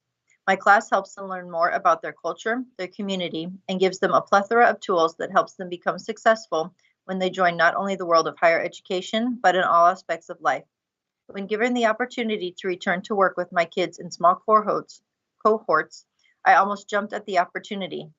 But then I read the liability waiver that parents are supposed to sign, which completely clears the district from liability or wrongdoing, which struck me as hypocritical and worrisome that we even offered that choice. Quote, I understand that participation may involve risk of injury or death, end quote. If we cannot be confident that we can keep students safe in small groups, no bigger than 14 students, and outdoors, to the point that we are asking parents to sign away the life and rights of their children, how can we even consider returning in January? Cases are higher than they have ever been, and we are considering returning. I would consider that negligent and borderline criminal to try and have our students return when the risk is so high. We are supposed to teach our students to value and respect each other, but how can we do that when it seems like we treat their lives as disposable commodities? I, for one, can say that trying to get our students to return would be akin to sending them to the slaughter. We must listen to science and act according to data, not emotions or fear of parental complaints. I refuse to put my students' and coworkers' life at risk. I hope you are willing to stand up and do the same. Stephen Case. Hello, my name is Stephen Case. I'm a teacher at Mar Vista High School, and this is my 21st year teaching as a Mariner. While each year brings new challenges, this has been a year like no other. With that said, I am writing to you to express my opposition to reopen school. I totally get where parents are coming from when they say they want their students back in school. I'm a parent too, and I would love for my kids to be back in a normal school setting. The problem is that this year and every year beyond this, we will have to adjust to a new normal. It will never be the same. As for our current situation, the county just went back into a Tier 1 purple lockdown a day or two ago. Numbers are coming in as high as they were when this started 8 months ago. While a vaccine is on its way soon, it is not here yet, and we don't know when it will be here. I do not like teaching the way I am right now, but at least I know I'm safe. My family is safe, and my students are as safe as they can be. When I hear of all this talk of reopening, it makes me anxious and scared. If that's how I feel after 20 years experience, how might my students be feeling? Certainly, we have all suffered mental trauma in this time. The utter talk of going back in January when numbers are rising now is frightening. We do not know and cannot assume that this virus will be squashed or manageable by the opening of next semester. I urge the district to exercise patience and wait until we know that the numbers are coming down. Wait until we know a vaccine is available and distributed. Wait until a safer time to reopen. Now is not the time to make a call on this. Jim Westland. It has been communicated to the SEA teachers of our district that a vote on returning in January is up for a vote at tonight's meeting. As a 28-year veteran teacher, I am urging the board to follow a common sense approach. Due to the fact a vaccine is on the horizon, why would we panic and take the unnecessary risk and reopen in January? Please do not give in to the loud and vocal minority group that doesn't care about teacher and student health. Please keep teacher and student health in your hearts and not reopen in January, but instead wait until the early part of 2021 when a vaccine distribution timetable is introduced. Thank you for your time. Maggie Burrington. My daughters are currently in their junior year attending Otay Ranch High School, and I felt the need to make a statement on behalf of similar parents regarding the reopening of schools. I am a mother recovering from multiple strokes caused by brain aneurysms. I have spent the last 6 years of my life rehabilitating myself to progress to a point where I am regaining some normalcy, and I am now an advocate for stroke survivors. This pandemic has made it extremely difficult for many people, especially those who are immunocompromised or suffer other comorbidities. If you decide to send students back to school and they are exposed to COVID-19, many would contract the virus and spread it amongst their loved ones, as we've seen occur in recent weeks. In some cases, we should expect that immunocompromised relatives will end up hospitalized, which in turn will lead to additional pressure on the local healthcare system. These statements are not theoretical. They are plucked from the news from around the country as we all struggle to find ways back to the lives we had before. I strongly feel the district needs to perform their due diligence before coming to any decision regarding the reopening of schools. In the absence of an evidence-based consensus about how to safely reopen, I and many parents like me feel that we need to wait until more time has been given to develop concrete, safe plans. So many schools, some in our own county, have opened only to close again when a cluster occurs. By reopening schools, you are asking teachers to, quote, mask sit, the super spreaders of this virus. Studies have shown that children between 10 and 19 spread the virus faster than any other age group. Essentially, teachers are being asked to risk their lives in the classroom, and only months before vaccines are expected to be available. It is your responsibility to provide a safe and healthy environment for our teachers and minimize the risk to which they're exposed. I urge you to take your time, be patient, and extra cautious before considering the reopening of our schools. Instead of thinking about what should be happening, we should accept the reality of our South Bay community. We live in a very cultural diverse community, and larger family units and gatherings are a part of the many cultures who live here. Please take these facts into consideration when contemplating when and how a return to school will occur. Lives are at stake. We are now 8 months into this pandemic. Instead of focusing on bringing students back to a questionable and potentially unsafe environment, I ask instead that you focus on providing what our children really need to thrive at home until it is safe to return to on-campus learning. What can we do to help students deal with the many other difficulties they have encountered over the last 8.5 months, such as a death in their family? Can we provide enhanced mental health resources to our students and teachers who are stressed out and overworked? I know of one teacher who passed away recently due to a stroke. While there are multiple contributing factors to stroke occurrences, stress is generally a primary determinant. Please remember that many of our Sweetwater teachers, administration, and staff coupled their COVID experience with a pink slip. I feel there are other, more worthwhile efforts for this district to dedicate time and energy to. Please direct your efforts towards providing the help our teachers and students require to succeed safely at home until we can confidently return to campus. A few more months is all it should take. Thank you for your time and consideration. Norma Uriarte Perez. My name is Norma Uriarte Perez. I have been a teacher at Southwest Middle School for 20 years. I love my school, my community, my students, but unfortunately at this point, Southwest Middle School is located in a zip code that has the second highest number of COVID cases in San Diego with 4,992.7 per 100,000 residents. It is my opinion that we should not reopen in January. It is right after the holidays, and we cannot know for sure where or with whom our students and families will be during the winter break. According to the County of San Diego summary of cases by zip code of residents, our district has the highest rates in the county. Therefore, we should not reopen our schools at this point. Thank you for your time and consideration. Ceci Godshall. Thank you for keeping our kids and your staff safely at home during this pandemic. I fully understand the distance learning posture is disruptive to some parents' schedules, but it is the right thing to do. I watched the Channel 10 story in regards to the accusations some parents launched at the district, claiming the schools are closed strictly to save money. Although the school closures have caused a financial savings opportunity, I don't think this drove your decision to go 100% distance learning. This got me thinking, and I realized the district has a financial savings right under your noses, the students. As a parent of a teenage daughter, I find it difficult to find safe community service opportunities that meet the district requirements. The district should provide community service credit hours to students for performing maintenance of schools' campuses. Teens are more than capable to paint, garden, pick up trash, etc. The school campus would be a safe drop-off location. The students can fulfill their community service requirements, and they are investing in their own academic community. This program could be a detriment regarding graffiti and property damage if the bad apples realize their peers are performing the upkeep and not adults. You could offer this option to the bad apples in lieu of detention or Saturday school. This program could also be expanded to serve the elementary schools as well.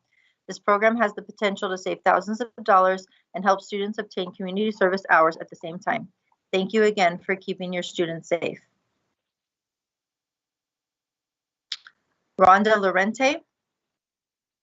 Since the vaccine is really close, could we possibly wait for the reopen until March 2021? If at that point the vaccine has been distributed, I would like there to be talks of a reopen. We know the most vulnerable population by now. Could those teachers who have diabetes or morbid obesity be able to continue working from their homes or have a medical excuse for not being on campus? I am a special education teacher, and I practice wearing a mask with my students daily for a period of time online. My population will not be able to meet the current guidelines of wearing a mask during the school day or social distance themselves. I would like to see the district ramp up their efforts in promoting healthy eating and do their part to try and get this problem of diabetes under control in our community. This is a time to shine. Things need to change. We as a nation are in bad health. Let's protect our teachers that are the most vulnerable. Let's keep those at risk protected. We are blessed to have the weather we have in San Diego. Not all of the nation has the benefits of being outside as much as we are able to be with our nice weather. I think we have lots of options to think about. Let's just try and keep as many people alive as possible. Parents want the schools open. They want students to come on campus. Could this be achieved without having students sit in classrooms? We could possibly create a social environment at the moment rather than an educational environment. I think it is great to brainstorm. I'm glad this is happening. Every thought counts.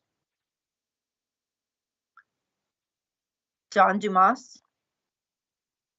As a teacher and parent in this district, I know firsthand how much our students and teachers are struggling with distance learning. The difficulties are well known to everyone.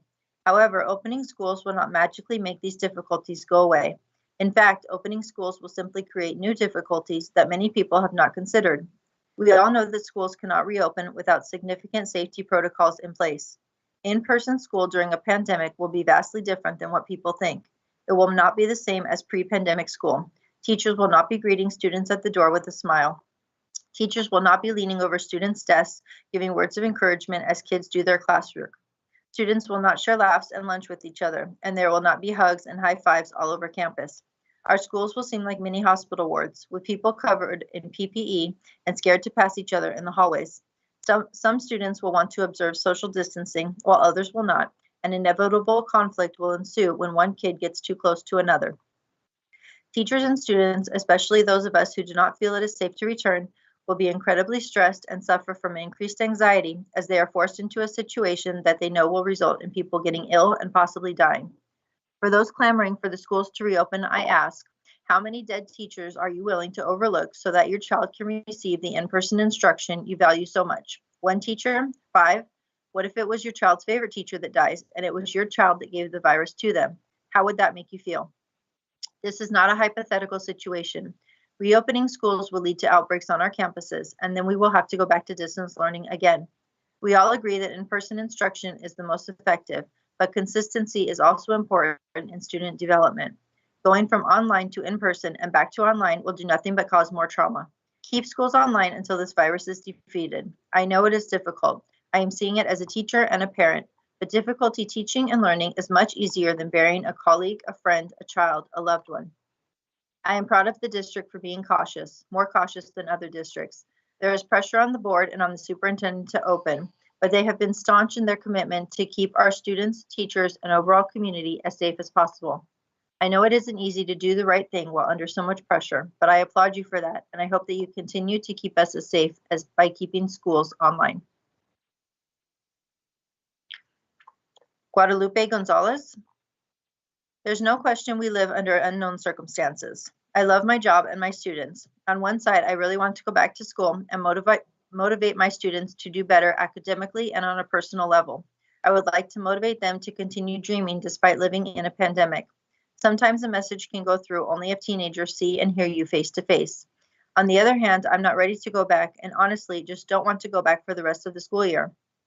I'm divorced and have full custody of my 2 kids, one a 17-year-old who deals with anxiety and depression, and my 12-year-old boy who struggles as any other boy does at his age. I'm their only adult figure who supports and lives with them.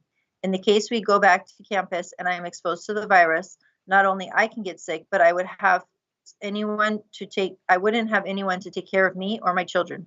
In addition to that, if we go back to school before having a safe vaccine available, the air would be filled with uncertainty as it was back in the week of March 9th.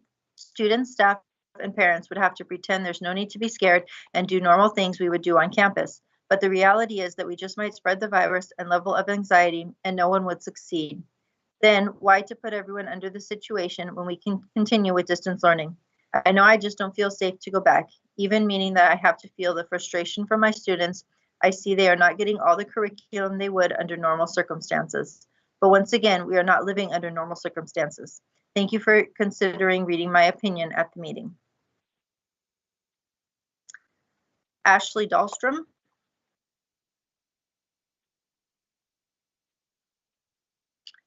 Don't give in. You stayed the course this long and kept your 40,000 students and 1,500 teachers safe.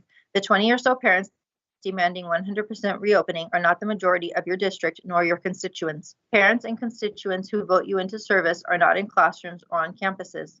They do not answer to administrators nor work alongside custodial staff.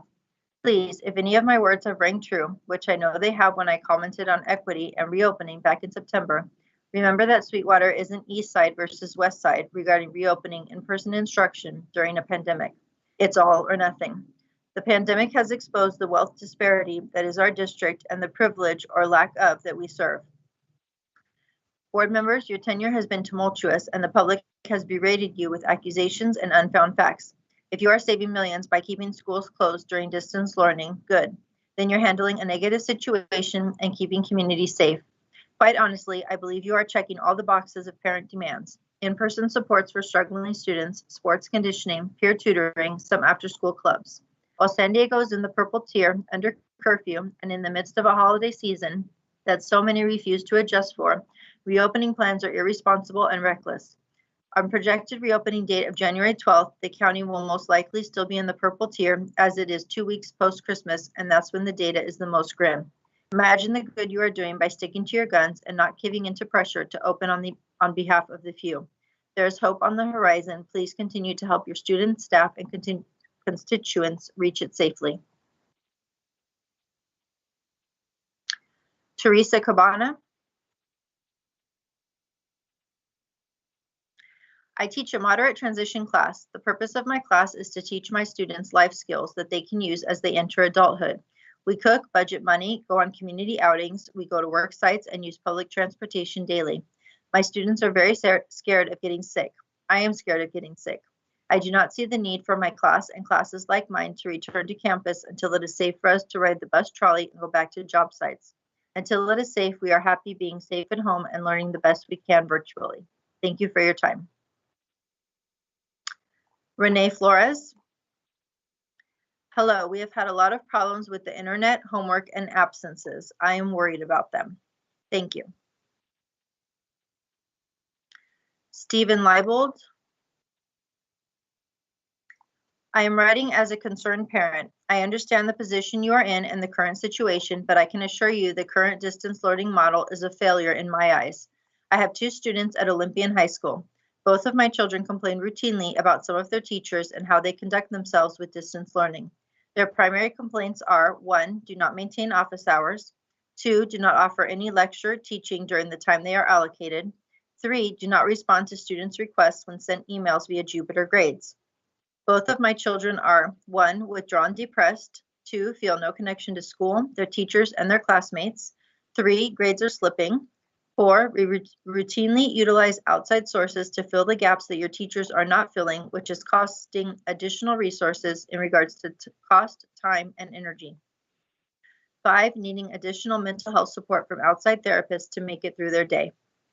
As a business owner in San Diego, I understand that employees need supervision.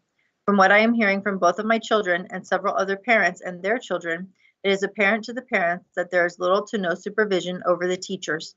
Administration does not monitor and confirm that the teachers are doing what they are paid to do. As a business owner that is considered essential, I have had to sacrifice my income to cover extra expenditure to make my office safe for my employees and my clients. The CARES Act provided funds to the school district to open up safely and assist in the purchase of PPE and other modifications necessary. Time to spend that money the way it was meant to be spent. The distance learning model is a failure. You need to figure this out and open up the schools for the upcoming semester.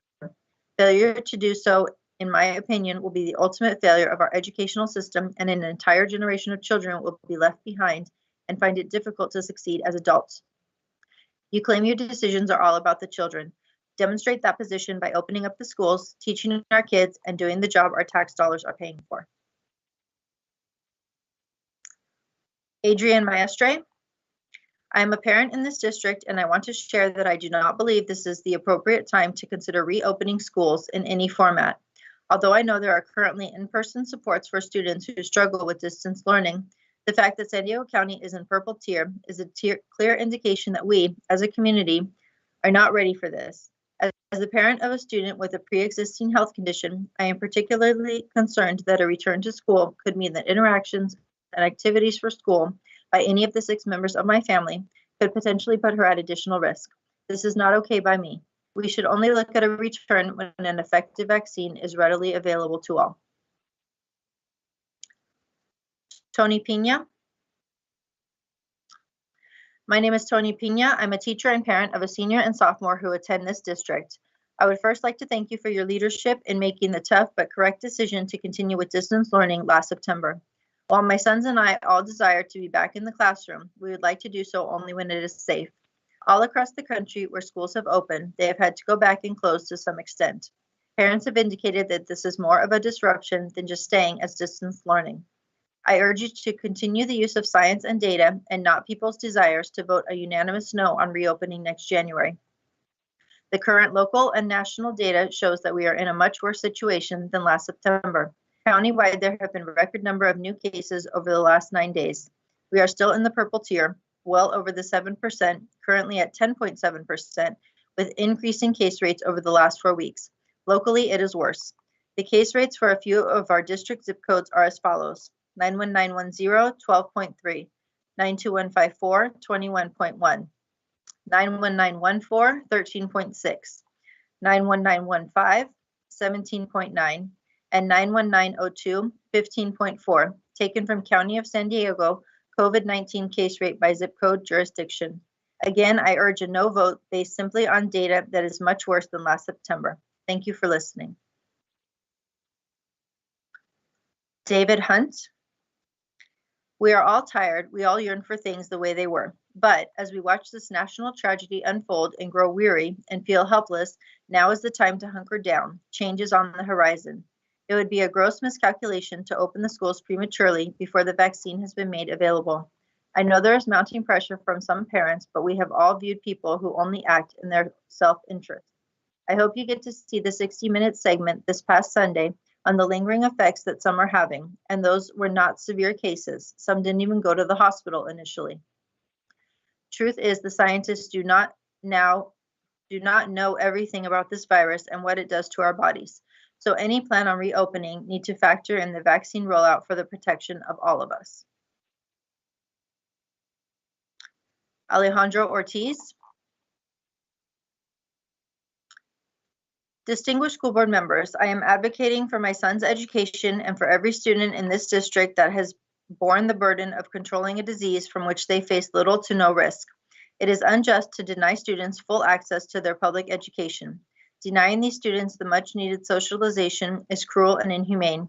The current public policy approach to COVID-19 is wrong based on research detailed in the Great Barrington Declaration, gbdeclaration.org.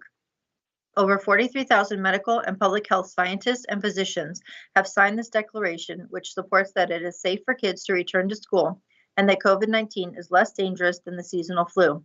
This year in the United States, more children have died from seasonal flu than from COVID-19 by a factor of 2 or 3. The actual rate of COVID is closer to 0.2 or 0.3% or 2 in 1,000, not 3% or 3 in 100 that was initially reported in March 2020. It is public knowledge that children and teenagers are at very low risk of dying from this disease. The district should open the schools and allow the lowest population to live life as normal again. These physicians claim that students should return to school and do not need masks or social distancing. To play it safe, require the masks and institute the hygiene protocols and leave out the social distancing so all students can attend class full-time every day. I suggest each board member read this Great Barrington Declaration to learn the truth about this disease and not only listen to one side of the story provided to you by the state and media. Private schools in this county and across the country have been attending classes in person. The district has had 9 months to put a plan in place for our students to return to class. The district is doing more harm to the students by denying them in-person instruction with their teachers and peers, access to breakfast and lunch, and school nurses. Instead, they are prisoners in their own homes because of the indecisiveness of the school board members to take a stand against the status quo and do what is right. It is time to stop sitting on the sidelines, using the excuse of COVID rates increasing as a reason to not open up the schools. There is no reason why the district cannot open up the schools in a sensible, responsible manner. We are adults and we know the risk we face. Open up the schools and let the parents decide whether to send their students to class or not. 9 months is enough of this virtual learning. It is time to get back to living and return our students to in-person instruction in the classroom. Thank you for your time.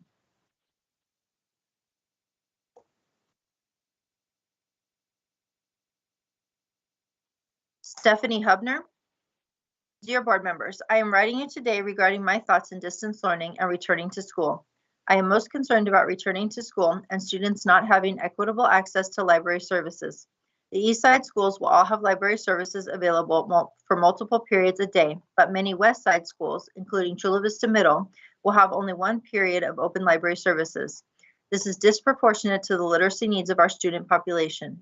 As we move forward as a district, we need to be looking at all of the resources that we have to support in-person learning and student success. Most importantly, we need to make sure that the services are equitable.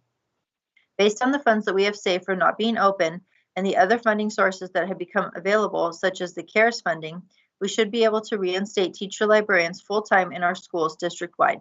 Thank you for these considerations.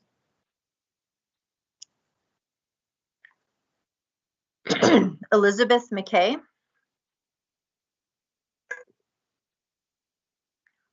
As the next checkpoint approaches to determine how we will start the second semester in January 2021, I ask you to consider the following. Many other school districts have published data showing a very high increase in failing grades. Although Sweetwater has not published their data, I'm sure the numbers are very similar. Continuing virtual learning is not keeping our children safe mentally, socially, or emotionally. The fact that the district was in stage 2 of reopening before the county moved to the purple tier schools have been allowed to remain open for small group learning. I hope this will be taken into consideration to move forward with reopening stages. We should hope for the best and optimistically plan to move into stage 3 for January 2021, not take a step backwards. One of the results from the August survey showed 64% of families want to be back on campus in some capacity. That 64% is 22,912 Sweetwater School District families that want to be back on campus. I urge you to give families the choice. Sue Davis. I am writing because of the serious concerns I have regarding the reopening of schools in our community during the worst part of the pandemic. The state of California has seen a huge spike in cases and hospitalizations. Hospitals in our area have already seen a dramatic increase in hospitalizations. A lot of new positives will be added to our dashboards in the next few days. Any healthcare provider on the front lines can confirm this. Nurses are already being asked to help with outbreaks in California because the National Guard is already being exhausted while assisting outbreaks in communities. This is all happening before the holiday breaks. The same parents who are demanding a return to school are the ones posting videos, pictures of their families violating CDC guidelines, and athletes are posting videos, pictures of events they are attending where there aren't any masks being worn, no distance is observed, and they are participating in full contact. Athletes and coaches in Sweetwater have already had outbreaks in their conditioning groups after just a couple of weeks. What is the district thinking even considering reopening schools when all the data shows that it is utterly negligible at this time? Any return to the classroom and continued entertainment of athletics at this time is not student-driven, not science-driven, and not in the best interest of our community. Hospitals will soon have no beds available. Healthcare workers are getting sick at an alarming rate, and they are already experiencing dangerous staffing shortages. It is utterly inhumane and negligent to be having any discussions of a return to the classroom at this time. December, January, and February will see the largest spikes and deaths in our country, and this is the time you think is a good time to bring everyone back. The vaccines will be rolling out soon. You are all responsible for doing what is morally correct and keep students, educators, healthcare workers, and our community safe until the vaccines are available and there has been sufficient time for the vaccines to protect our community. Do not allow yourselves to be bullied or pressured into doing what you know is wrong. A vote to return to school at this time would make each and every one of you responsible for the terrible loss of lives in our communities. Do what is right and postpone the reopening of our schools until it is safer. Please have the courage to do what is right. Laura Douglas. I am a teacher at Otay Ranch High School, and I am deeply concerned with the fact that the Board of Trustees is seriously considering reopening our schools in January. San Diego County is currently in the purple tier, most restrictive. Unfortunately, it has been getting worse, not better. I have several students that have gotten sick and or have family members get sick and or died due to COVID-19. I understand why so many people want schools to reopen, since so many students have had a difficult time with online learning. I understand and wish school was back to normal, since I am doing at least 3 times the work of what I used to. I am tired of sitting at my computer all day long, replying to countless emails from both parents and students, troubleshooting computer problems for students and for my own children at home. However, I am not willing to put myself or my family at risk, especially since the situation is not getting any better. We need to sacrifice a little longer until there is an effective vaccine that is accessible to everyone. This may take another year or so, but is the only safe option for our community right now. I hope you can understand my concerns.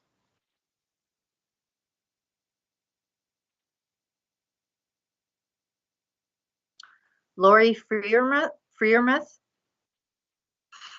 I have been quiet up until now regarding the reopening of schools. I have trusted that you would make the decision to return on CDC, state, and county guidelines. However, it has come to my attention that a group of parents is urging the reopening of schools, regardless of the consequences this may have for both staff and students. I have several questions for you to think about. 1, how will you ensure me that it is safe to be in my indoor, non-ventilated classroom? I understand you will try to mitigate the dangers, but that is not enough. This is my life and the life of my students. 2, how can you guarantee me that my students and fellow staff members will do their part in keeping each other safe? I am willing to do my part. I do not go out to dinner, to stores, or to any type of social gathering, sports, church, etc. Can you say the same about my students and fellow staff members? Currently, students report they are going to sports practices, both indoor and outdoor. They are traveling, visiting relatives, eating in restaurants, etc. 3, what will happen if I get sick? I know that I would not go to school, but can you say the same thing about students? I cannot even count the number of students I have sent to the nurse during period 1 because they were sick, but their parents told them to, quote, tough it out. Will I have to do sub-plans? Can I get workman's comp? What will happen if I am a long hauler? I have more questions in this vein, but limited time to ask them. 4, what if I die? Who will tell my mother? Who will take care of my pets? Who will take responsibility? We have already had one staff member die at our site this year. I am not sure our staff and students can take more trauma. I am working on updating a living trust as your decision sends me to an uncertain fate. 5, how can you make a decision that I have to return to an in-person classroom while on a Zoom meeting? If I must go back to in-person teaching, will you have in-person board meetings with people who may or may not wear a mask, social distance, and follow general safety protocols? It would be hypocritical of you to send me back in-person teaching while you sit in the safety of your home. I am not a germaphobe, never have been. I have taught through flu and cold season for the last 25 years. However, this is different. We do not know the long-term effects on the body from having this virus. Recovery from this virus is an unknown thing. It was once quoted that only 0.02% of students would die from this virus.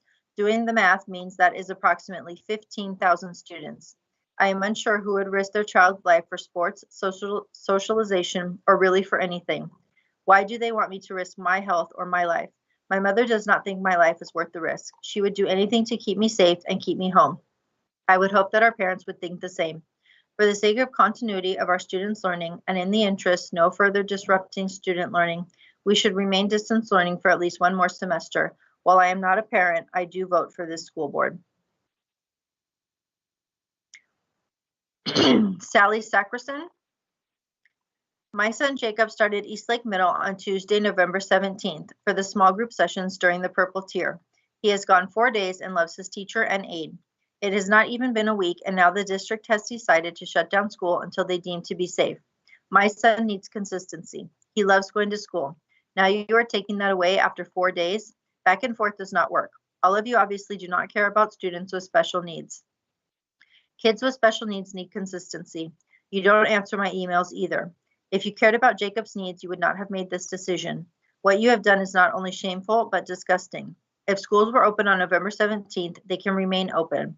This decision of yours has nothing to do with what you deem safe or not. You should be ashamed of yourselves.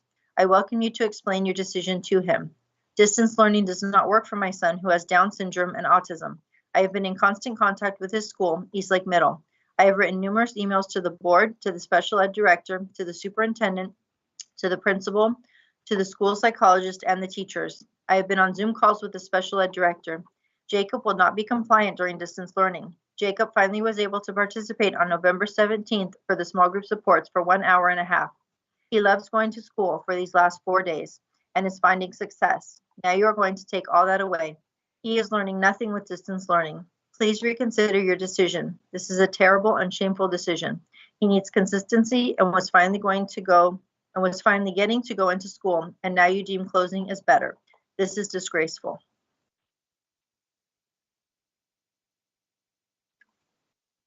Jennifer Burrows. My daughter is in the moderate special day program at Eastlake High School. I wanted to share our experience with distance learning. Despite her teacher's best efforts and dedication, minimal to no learning has occurred. Imagine trying to teach children with intellectual disabilities how to tell time on an analog clock through Google Classroom. Distraction, disinterest, frustration, and inability to concentrate are just a few of the obstacles she has encountered while attempting to learn at home. There are days when it is a struggle to even get her near my iPad so she can log in and be counted as present. She hates this modality of learning. She is not learning a thing. I complete all of her assignments because she refuses to do so. Distance learning has only caused anxiety and stress for my daughter. There has been no benefit that I can tangibly observe. The district is receiving money every time I log her on, but she is not receiving the education the district is being compensated for. I would love to know how logging in for 20 minutes per class can constitute as satisfactorily meeting educational standards and requirements. I have contacted the Director of Student Services several times, even participated in a Zoom meeting with her. Ms. Strum-Gonzalez repeatedly emphasized the district has a plan. However, she was unable to iterate what that plan is. She promised she would follow up and let us parents know what the district was going to do as far as in-person learning, time made up for missed learning, etc. Disappointingly, I've yet to hear back from her. These are the questions I have regarding my daughter's education. 1, she is considered one of the most vulnerable when it comes to learning loss. What is the plan for accommodating this most learning? 2, how will her speech and occupational therapy be made up and accounted for? These 2 life skills absolutely cannot be serviced via device.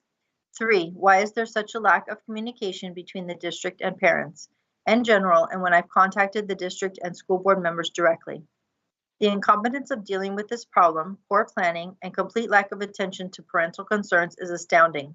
8 months has passed and nothing has changed. Lena Douglas, please, I plead with you, even if it is 1 day a week, please allow my sons to be on campus for their mental health and development. Parent of a sophomore and junior with IEP. Morgan Clark. I am a teacher at Sweetwater, and I'm urging you to vote to keep our schools closed throughout the second semester of this school year. We have already seen cases on several campuses with minimum occupancy, and that would only increase with any type of in-person instruction or activities. Those of us who know the risks of COVID are real and life-threatening agree that we would rather wait to reopen and not sacrifice the lives of our students, our staff, and their families. I understand that many people want to go back to school. I want to go back to school, but this is not about wants. It is about what our community needs to slow the spread of this deadly virus. If we do go back, it is highly likely that it will take weeks of preparation. Those weeks of preparation will likely be longer than the actual time we spend in session before being forced to shut down again by the spiking cases that would result.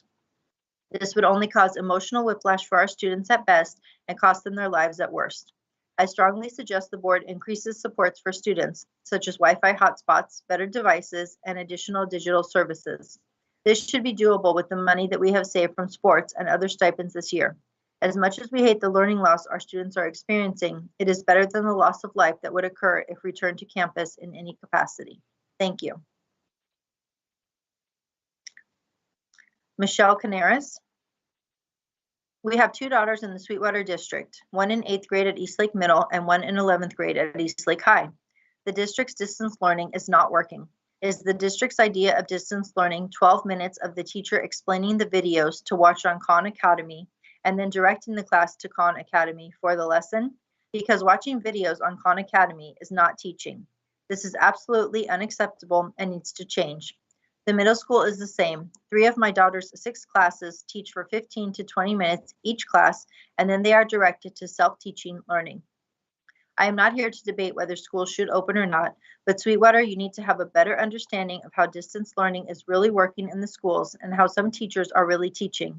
If the district does not open the schools for the second half of the school year, there needs to be a better plan for distance learning. You are failing our kids again.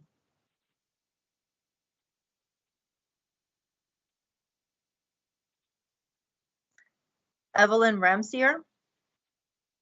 Regarding the district's refusal to fix the pool at Mar Vista High School, the pool is just the beginning of the schools opening up, of Sweetwater schools opening up. We need to fight for every inch to get our kids the education they deserve.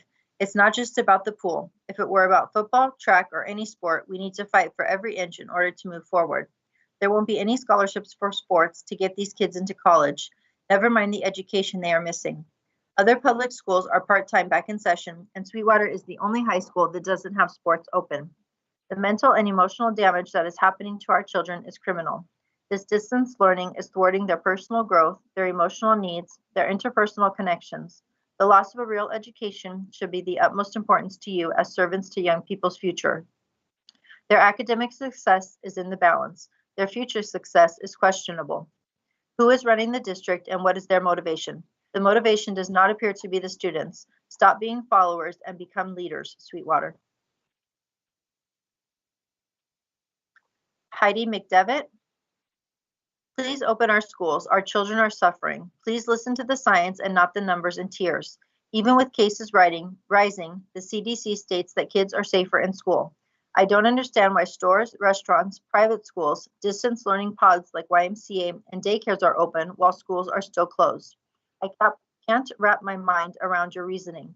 Is it because these places are paid out of our pockets and not through taxes? Taxpayer dollars were given to you to open safely. Why hasn't it been done? You are failing our children, which are getting barely adequate education through distance learning. This is criminal what you are doing. You have misappropriated funds in the past, and now you are pocketing extra money with no care for our children's education. You should all be ashamed of yourselves. Carolina Dumas. I would like to thank the Sweetwater District, especially Eastlake Middle School staff and principal, for your constant communication and keeping positive through these challenging times. We appreciate that you continue educating students and find ways to honor our kids' accomplishments. My child is learning and he is safe, happy, and healthy. He has learned more about technology in the last 8 months than he has in his lifetime. He is still excited to do science experiments. Even though they are now in my kitchen, they are still happening. He has great teachers and we need them to know we appreciate them a great deal. I know this is a difficult situation and a complicated time for many families. Thank you, Sweetwater, for continuing to pay attention to science and the data in the South Bay and keeping school buildings mostly closed. We know the numbers are high and continuing to rise in our areas. Please continue to keep our community safe. We may not be the loudest voices because we are busy working, but we need you to know we support you and we aren't all complaining and pushing you to open quickly. We are quietly doing the best we can, continuing to support our kids' education from home. Please only open when you can do so safely. We are getting closer to a vaccine and our numbers are rising. Now is not the time to risk everything. Patricia Heredia. I am writing as a parent of a student in our district. I am extremely thankful that up to this point, Sweetwater has made the decision to err on the side of caution and not risk the lives of our students, their families, as well as staff members, and allow schools to provide distance learning to take place. This cautious and measured approach, I am sure, has kept many lives safe. I know that as we see numbers of cases are still rising, and given the statistical data from cases after Halloween, to keep the schools in distance learning. I ask that you take into consideration the expected escalation of cases during the upcoming holiday season, and that you continue to place the safety and lives of our students, families, and staff first.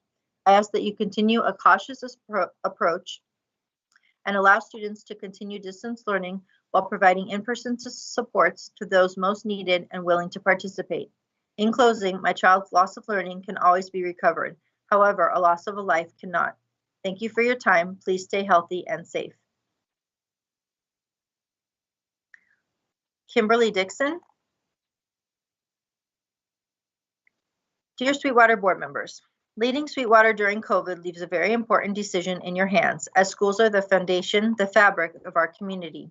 We would like to remind you that you have all been voted in to make the best decision for our students using our tax dollars, despite influence from elected officials and pressure from the union. We ask that your new announcement is unbiased, unlike your September video, which showed a clear motivation to stay in virtual learning using biased information unrelated to the reopening metrics. Please address the following in your announcement. Explain that when the September video was published, the board failed to acknowledge that Sweetwater has been meeting the 2 reopening metrics since July. Explain that the district is currently in Sweetwater Stage 2 with small group support in a limited fashion. Explain that because the schools have previously opened, currently in Stage 2 prior to the county moving into the purple tier, they are allowed to remain open and move forward through the stages. The purple tier does not justify halting school reopening. Correct your error from the September video where the CDPH color tiers for the county are incorrectly aligned to the district's reopening stages. Publish the results of the family and staff surveys from September. Will you be repeating the survey? What % of staff want to return to campus? Publish the comparison of the grades from the first progress report in 2020 and compare the results to the 2019 data. Publish attendance numbers, absences, and enrollment in 2020 compared to 2019. What percentage of your students are back on campus currently? 2/3 of your families want to be back on campus in some capacity. How have union negotiations influenced your reopening decision? Be transparent with your information. If there are external factors influencing your decision, disclose them.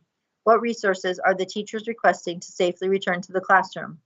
Please explain why Sweetwater's reopening lags behind Grossmont District in allowing families a choice to return to on-campus education, knowing their cities have higher case rates than the cities in the Sweetwater District.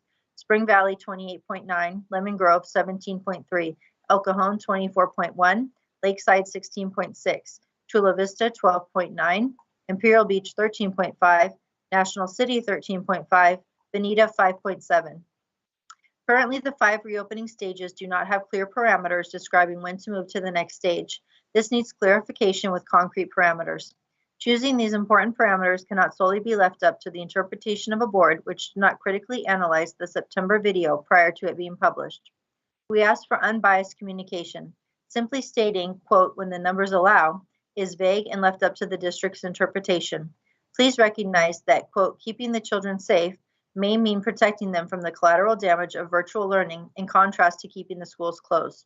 Please commit to reopening our schools and giving parents, staff, and teachers a choice of in-person education. Your families need to know that you have intentions of moving forward with allowing families the choice of returning to in-person instruction. Jennifer Morales. I understand that South Bay has a high number of positive cases, but East Chula Vista does not. Why can't we come up with a plan to slowly open a couple schools at a time and see what happens? There are so many students that do not want to return to school. You will not have full classes. Give us the option.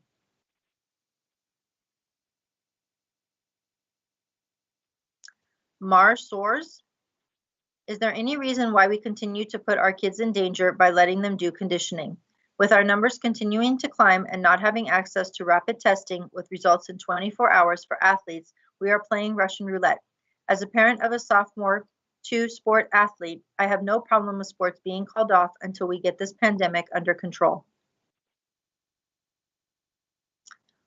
Camille Gonzalez. I am a teacher at Eastlake Middle School, and I would like to thank you for making the decision to keep our students, staff, and community members safe this semester by moving to a 100% distance learning model. In doing so, you have helped prevent an even greater COVID-19 outbreak in the South Bay community, and you have allowed students to have access to a quality education while safely social distancing from other students and staff by attending their classes online. You have also helped provide Sweetwater students with consistency. Students are not being forced into a disruptive pattern of moving from in-person learning to online learning due to virus outbreaks, and students are not having to put their lives and the lives of their families at risk by attending in-person classes on campus. While transitioning to distance learning has had its challenges, our students are adapting and even thriving in the new environment. My students and I recently did a gratitude circle activity, and so many students expressed their gratitude for the health and safety of their families and loved ones. Students and their families appreciate the difficult decisions you have made that have kept them in a safe digital learning environment where they can focus on learning rather than on the fear of becoming infected. We are all concerned about the mental and emotional toll of being isolated from one another, as we have had to socially distance ourselves to save lives during the pandemic, but nothing could be more detrimental to student emotional health and well-being than suffering health complications due to contracting COVID-19 or losing a loved one to the virus. Bringing students back on campus for in-person learning next semester would be putting them at unnecessary risk of coming into contact with the virus. As health experts have warned, the winter months have proven to accelerate the spread of the virus at a frightening speed. Decisions about returning to in-person learning should be based on scientific data and the grim reality that every week the death toll is rising in San Diego County and across the country. We have been given fresh hope that in 2021, a vaccine will be made widely available to the public, and we are all looking forward to getting our lives back. Sacrifices have been made, but they have not been made in vain. Our students are adaptable and have learned how to navigate and find academic success while participating in their classes virtually. Until then, thank you again for thinking about the health of the students and the community we serve first, and continuing to keep Sweetwater students and staff safe in a distance learning environment next semester. Julie Ratchford. I wanted to inform the board of my view as both a veteran Sweetwater teacher of 25 years and a parent of the current student and a parent of the current state of distance learning. As I previewed the board agenda, I saw the grades data related to our most vulnerable subgroups in the district. I know that many sites, while doing the best they can, are widening the equity gaps. They widen these gaps by teaching in a number of ways. 1, requiring that students use 2 devices to complete homework. 2, requiring fully synchronous 1.5-hour blocks with cameras on. 3, giving academic points for cameras on and points off for cameras off. 4, shaming students for poor Wi-Fi connectivity. 5, depriving our ELD students of a method by which they can meaningfully access their district-approved texts since they are not allowed to annotate within the workbooks.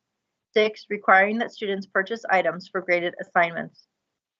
I have observed some of the worst conditions for not only my students, but also my own children. I have let our site leaders know about these conditions.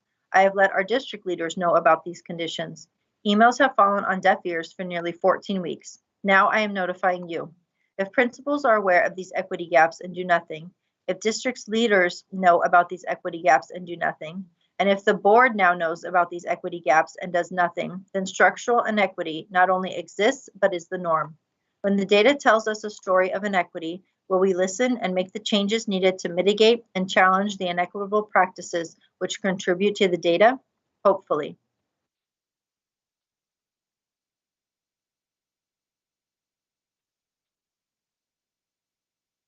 Kathleen Cheers.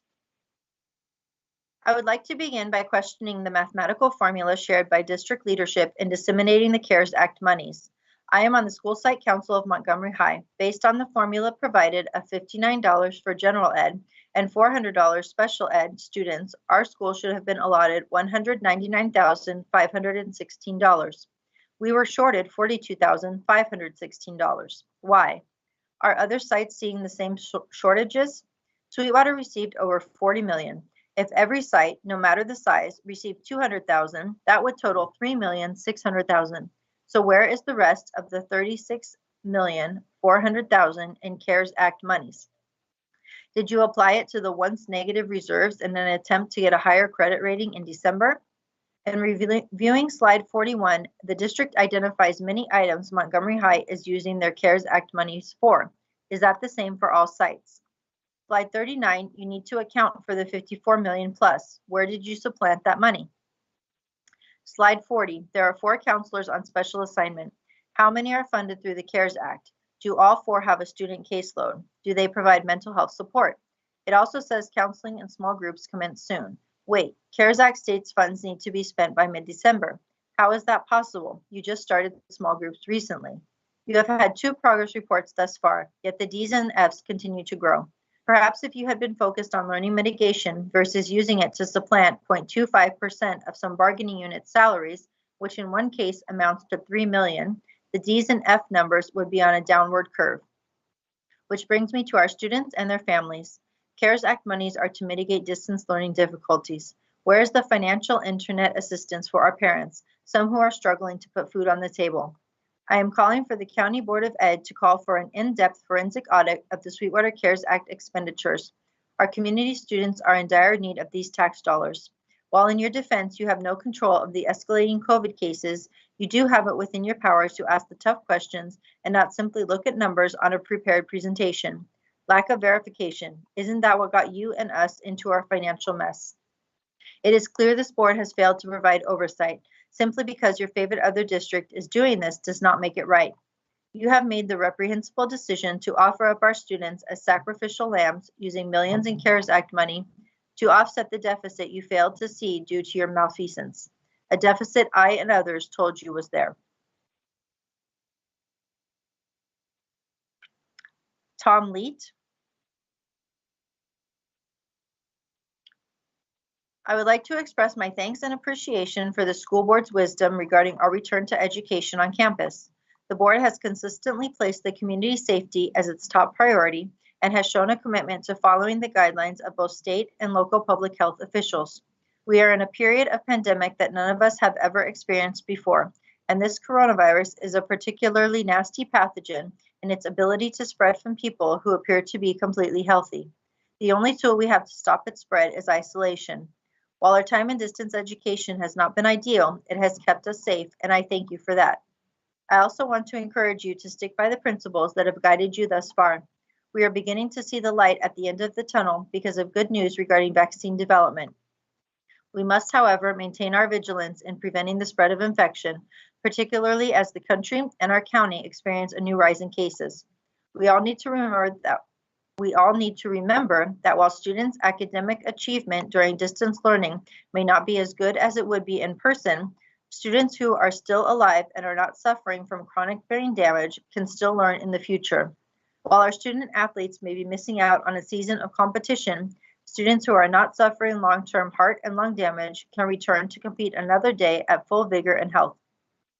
While I have had many causes of stress over the last year, I have never had stress about a premature return to in-person learning. Thank you for providing me with that small measure of security.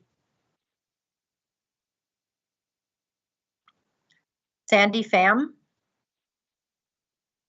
Whether or not we belong to this district, we are still community across the district lines and across the state. We are, or at least we should be, in this together. I am a concerned citizen who believes health, wellness, and safety should be prioritized. At this time, many counties across the state have returned to the purple tier. That alone should serve as a main reason not to reopen schools. How will reopening schools ensure the health, wellness, and safety of students, staff, and administrators? Reopening schools will increase stress, anxiety, and may ultimately put many at risk to exposure that can and will impact the lives of those at school and those at home, many with family members who are immunocompromised. We are not prepared for the reopening of schools. Prior to the pandemic, we have continued to have overcrowded classrooms. Reopening requires social distancing within the classroom and throughout the campus. There is so much more that needs to be taken into consideration before there is any vote to reopen schools.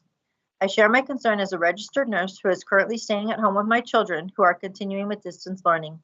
There was the possibility of schools in our district reopening earlier this month. However, the board in our district listened to the concerns of the community and had voted not to reopen schools. This was weeks prior to the recent return to purple tier status for our county. There are greater risks and even losses than gains for all.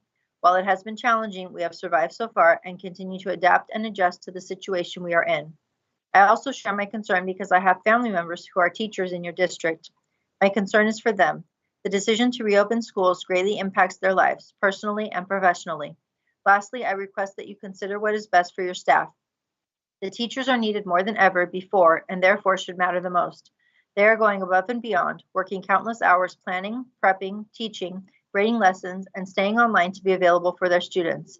At least the ones I know are doing this. They feel safest at home. They are your essential workers and their voices should be heard. Their needs should be met and they should have 100% support from their district board. Please vote to keep schools closed at this time and until it is safe to reopen in the far future, whenever that will be. Thank you for taking the time to listen to my public comment and those of the community. Omar Osorio. I can't believe this is even in question. The school should absolutely remain closed. You're literally asking to put gasoline on a fire. We are heading towards the third highest peak of cases and deaths since the pandemic started. Even more cases now than when they actually decided to close the schools. This is unbelievable. Absolutely keep the schools closed until we can see some progress that shows we are equipped to handle this, because as of right now, we have done nothing to put a stop to it. And if it wasn't clear, keep distance learning. Judy Zambrano. I ask that you please continue to put the lives of our students, families, and community first and foremost. Please do not be pressured by those who want to rush the reopening of schools when we are in the middle of a pandemic. The risk is too enormous, even if one life is lost or compromised by rushing the reopening of schools. Vote for a second semester of distance learning. Strength to you during these challenging times and happy holidays.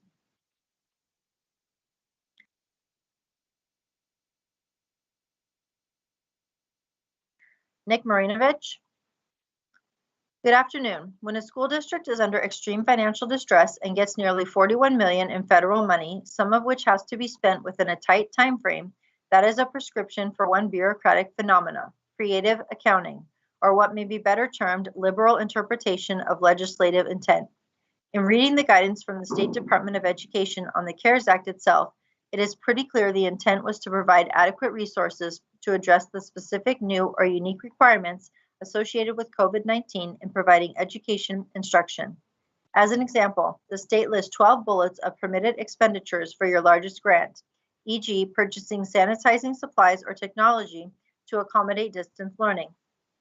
However, the last bullet says on permitted expenditures, quote, other activities that are necessary to maintain the operation and continuity of services in LEAs and to continue the employment of their existing staff, end quote. What does that mean? Funding positions or salaries that you could not otherwise afford within your general fund because of your fiscal mismanagement? I think not. The entire CARES Act is legislation that devoted resources and assistance to those individuals, business, and government associated with the specific unique challenges posed by this pandemic. It is not a school's general fund relief act. While a school district may be able to fool the general public on where the money went, you will not be able to fool the federal auditors, inspector general, when these expenditures are audited. The worst thing would be if you had to return money. My advice would be to ask a lot of questions as a trustee on how certain expenditures were deemed allowable under the CARES Act and who made that decision. Talia Paul. Hope all is well during these hard times. I am emailing you as well as the whole Sweetwater district to consider taking your time and waiting before rushing the process of sending the students as well as the staff back to school. These are crazy times and it is a decision that should not be taken lightly. Natalia Galliana. I am writing in support of students and faculty to not open school doors for in-classroom learning for the spring semester of 2021. It is absolutely absurd, and if I may be so crude, irresponsibly selfish of the board to do so. The cases will only increase after the holiday season since people are still acting childishly by challenging stay-at-home order for the holidays. You are comfortable telling the community that you are okay putting teachers and students at risk. In addition, what is that showing to students? The scientific research really doesn't matter or play a part in society? Why be so adamant about providing biology or other sciences in high school then? Isn't that ironic? If the board wishes to open the doors, I want to see them, board members, take action by teaching classes or taking up other classroom activities since they all want to play leaders. Show us, the community, that you are willing to put your life at risk before faculty. Without faculty, you wouldn't be able to run schools, which is something always taken for granted. So shameful that the district is not helping their teachers during these times. I'm sure the board sits at home with comfortable incomes, leaving teachers to struggle. Don't let the community deem you Scrooges this holiday season. Vote wisely. Fernanda Gallardo. I am writing this email to urge you to vote against the reopening of schools in the Sweetwater School District. As a fellow teacher of San Diego Unified School District, a sister to a student at Rancho Del Rey Middle School, and lastly, as an alumna of Otay Ranch High School, it is for everyone's best interest to keep schools closed and continue to do remote learning. Schools are the easiest place to get sick. We see it every year when we go back from long breaks. One kid gets sick with a regular cold or flu, and in the next few days, more students come out with a runny nose and a cough. Why would COVID be any different, especially with the high contagious rate? As someone who has been personally affected by COVID, I know how fast it can spread and that literally no one is immune from it. In my personal experience, one person in my extended family got sick, and in the matter of 1 week, everyone in my extended family, including my immediate family, became sick of COVID. The spread is extremely fast. This is not a risk you want to take, especially with the amount of students every single school has. Because of this, I implore you, do not reopen schools for the sake of students, staff, teacher, and every single family member.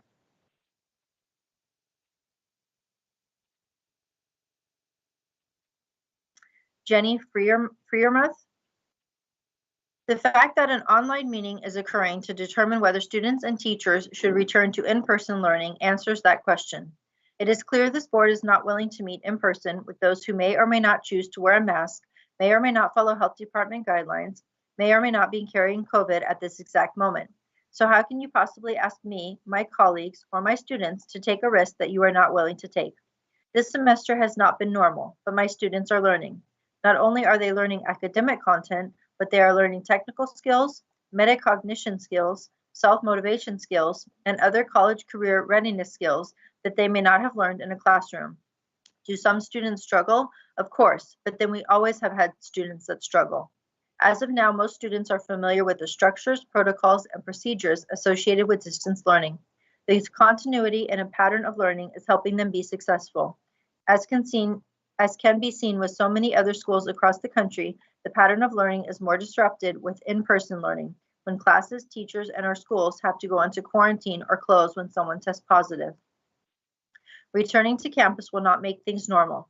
Lessons will still be online, teachers will still be behind plastic barriers, friends will not be able to congregate together, sports will not be played. If the White House and Major League sports teams cannot keep people from getting COVID, I doubt that Sweetwater will. At this time, cases are surging, especially in our local area. The holidays will only make this worse. Students have been taking vacations around the country and attending large gatherings since July. What makes us believe they will not be doing this over the holidays? This is only going to lead to more cases and ultimately more deaths. Are you willing to have that on your head because some small group feels they should get their way? So many say that only a small percent will get COVID from schools. Let's say it is 1%, not the current about 9% positivity rate in the county. Then at my site of about 2,500 students and 150 or so staff, 26 to 27 people will get COVID, possibly die and or have long-term effects. I hope you can sleep with that knowledge. I implore the board to heed health safety recommendations that call for gatherings of less than 10. Let us keep continuity in teaching and learning for one more semester. After that, there should be a vaccine available and we can return in 21-22 to our new normal. Mary Barunda.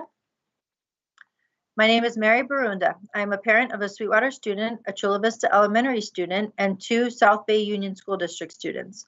I have been a teacher in Sweetwater for almost 20 years. As a parent and a teacher, I would like to sincerely thank you for taking the safety of Sweetwater students and staff into account when making your decisions about the reopening of schools. I know that these decisions are not easy ones. Anyone who has spent time on a school campus understands the complexities of opening schools under these circumstances. The rapidly increasing number of COVID cases, as well as the number of community members not following recommended safety protocols, put everyone involved at risk. Every teacher I know would rather be on campus with our students. They are the reasons we became teachers. We miss being in our classrooms with them.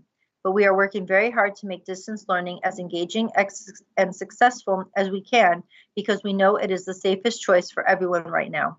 As a parent, I want my son to have the opportunity to work with his teachers and classmates in person, but not until it is safe to do so. Thank you again for using data to inform your decisions thus far. I urge you to continue to do so.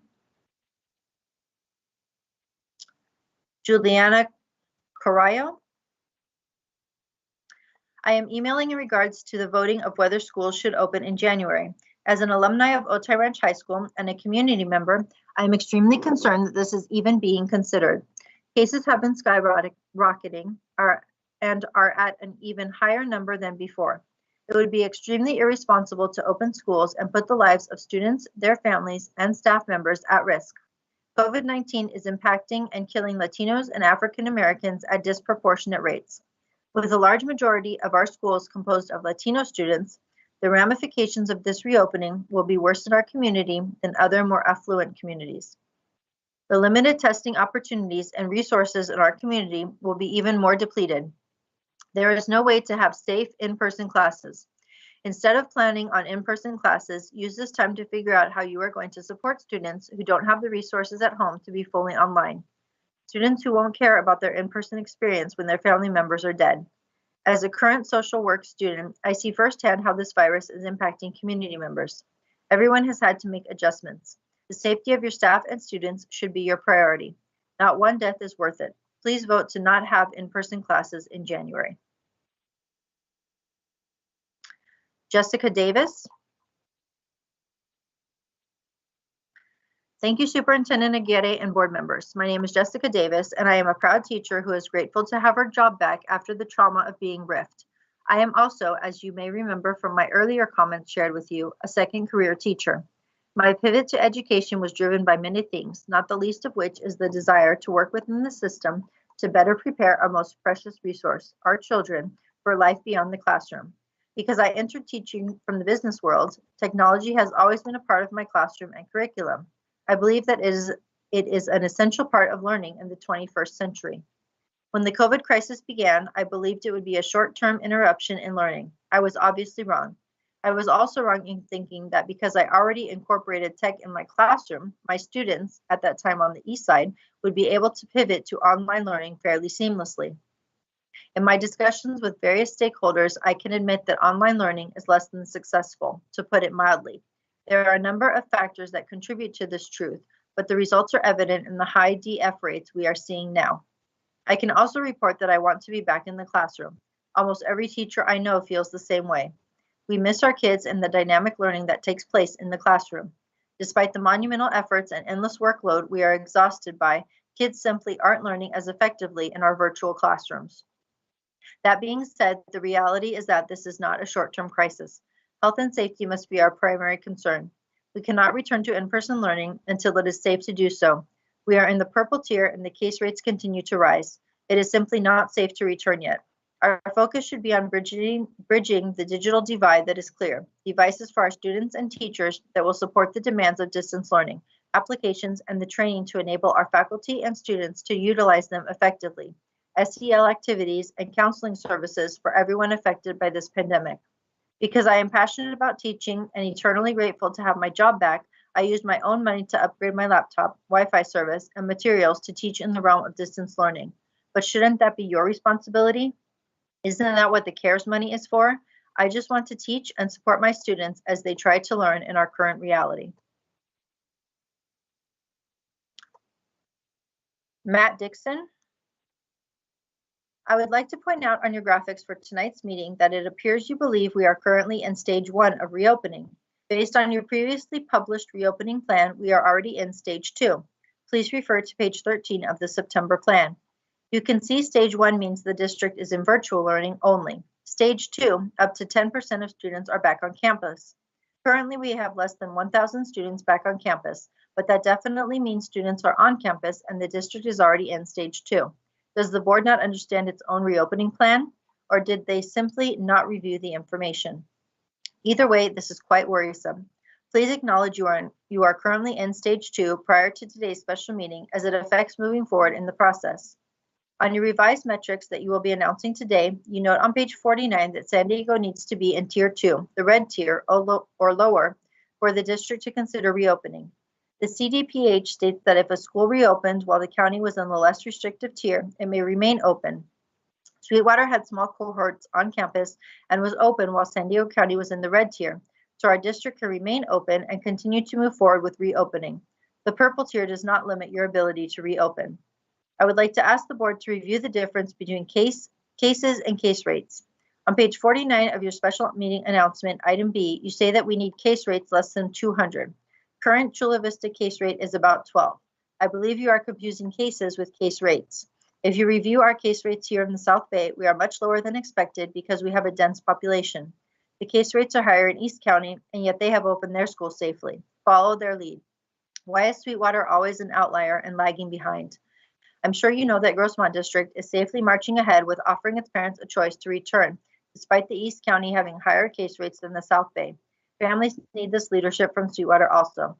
It appears that the district will be using the SDCOE colors for guidance. Who will be calculating the weekly data and applying it to the parameters? Will the district be publishing weekly the numbers for families to follow? Families would appreciate a weekly update with the status from the district. May I suggest that you repeat the parent-staff surveys from September? On that survey, 1/3 of your families wanted to be back on campus full-time, 1/3 wanted a hybrid model, and 1/3 wanted to stay in virtual learning. That means 2/3 of your families want to be back on campus in some form, and meeting the needs of the community is part of your responsibility as trustees.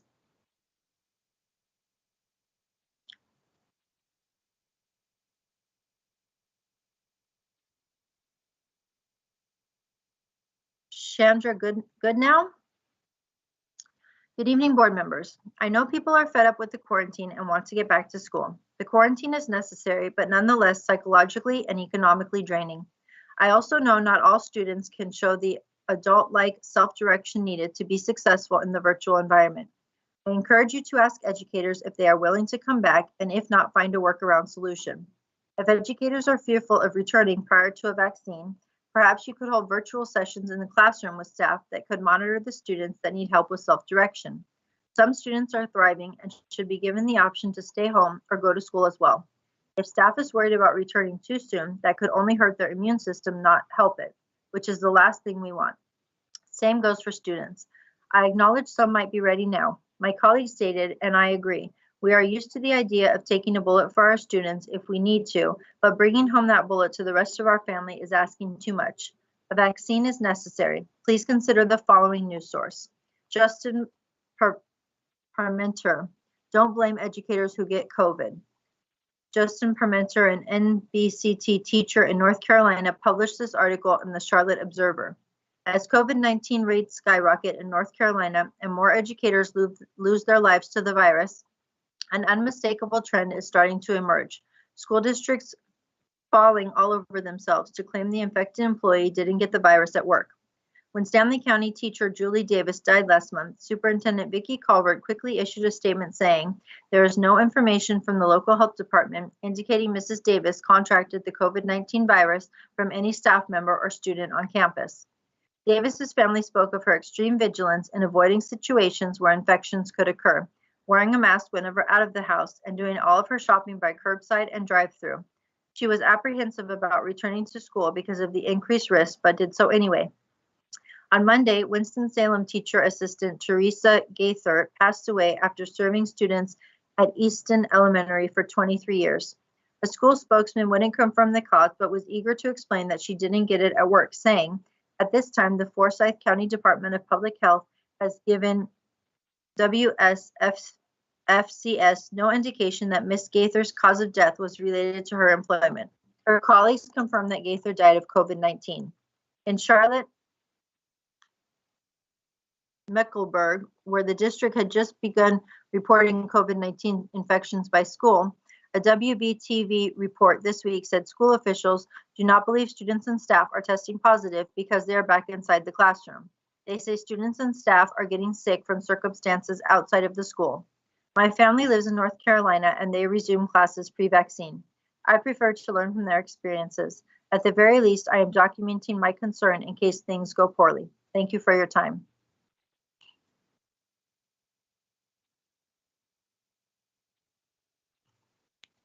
Julie Walker. My name is Julie Walker and I am the president of the Sweetwater Education Association.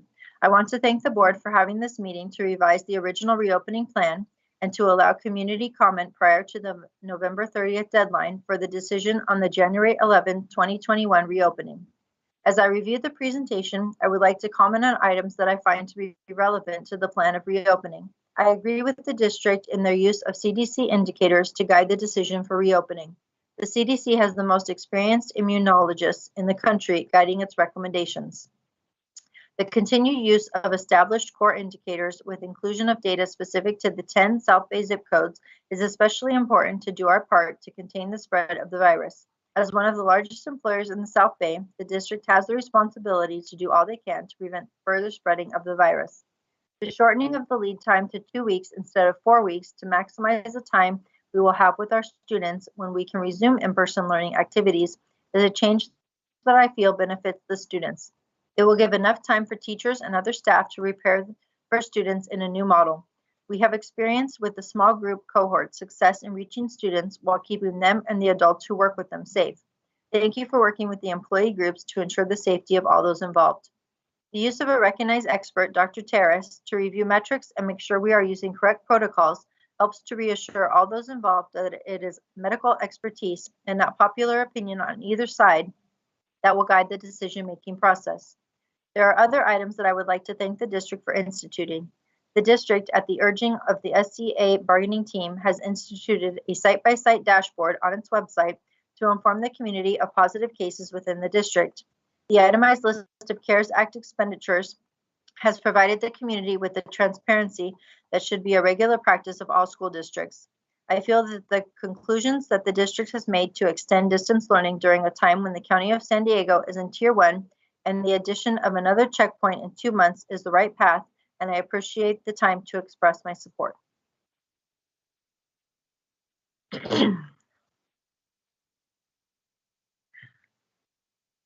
Cesar Fernandez.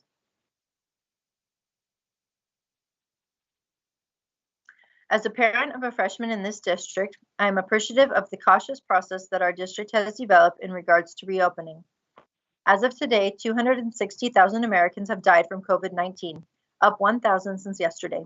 To date, every state except Hawaii has been classified as having an uncontrolled spread of the virus. In San Diego County, ICU capacity is at 73%. These numbers spell imminent danger for our families, our loved ones, and it's mind-boggling to hear that some in the community want our schools opened at 100%. I see them saying that every district has opened. They're lying. I see them saying that it's safe and no one is sick. They're lying. If you look at districts that have COVID dashboards on their websites, you will see that there are sick people in every district. You will see that Vista Unified shut down in its 5th school earlier this month. You will see that we have had sick people in our district. And of course, these numbers only represent those who have been tested. To those who would say that the mortality rate is 2%, it behooves me to ask where your heart is at. If the custodian at your child's school passed away, would that be okay? If a relative of your child's classmate passed, would that also be okay? Not for me, and not until it's safe. Luz Gamboa. My name is Luz Gamboa. My 2 boys attend schools in your district. I myself am a former student as well. I question your judgment in regards to your reopening after closing down in March. You have no problem sending students to school when they are being bullied due to your lack of discipline, putting their lives and state of mind at risk every single day. Yet you keep them out of school during a pandemic for a virus that has 99.8% survival rate. This is detrimental to their well-being. They need to get back to their educational settings. Missing out on a class because the teacher determined her Wi-Fi was messing up is wrong, and to be honest, quite lazy. Get these precious kids back to school. Stop being greedy and put the money back into our students and out of your pockets. Michelle Beal. Number 1, is there a reason why the district didn't make this presentation available sooner? Was it intentional so people wouldn't have a chance to review it and formulate questions? 2, slide 40 identifies actions and services provided by CARES Act funds. The district has identified they are paying a portion of counselors' salaries out of CARES. To be specific, 25% of counselors' regular salary is being paid out of CARES, approximately $3 million. Why are counselors' regular salaries being paid out of CARES if the district had already received federal and state funds to cover counselor salaries? Wouldn't students benefit more from additional counseling services? Same slide shows mental health services being paid out of CARES, so the answer is yes. The district's decision to pay portions of staff salaries out of CARES is not illegal, but it screams immoral. The district has misled the public to think the CARES money was actively being spent on current mitigation of learning loss, and instead the monies are being moved around to cover the deficit, recover reserves, and improve the district's credit rating, all without providing the transparency the public deserves. Why does the district feel it appropriate to constantly deceive the public? Why not just tell students and parents that students are being made to be the sacrificial lambs to right your wrongs? 3, slide 41 addresses health and safety. On Thursday, November 19th, staff received information for required COVID testing to return to campus. We've been in a pandemic for 9 months and staff have been on campus. Did the district feel testing and safety were not relevant prior to November 19th? A number of schools began offering on-site small cohorts prior to November 19th. So why wasn't the testing a priority then? If testing had not been readily available, the district shouldn't have allowed staff to return on-site or to engage with students in small groups. Are the district practices with staff an indication of what to expect when the district plans for the safe return of students?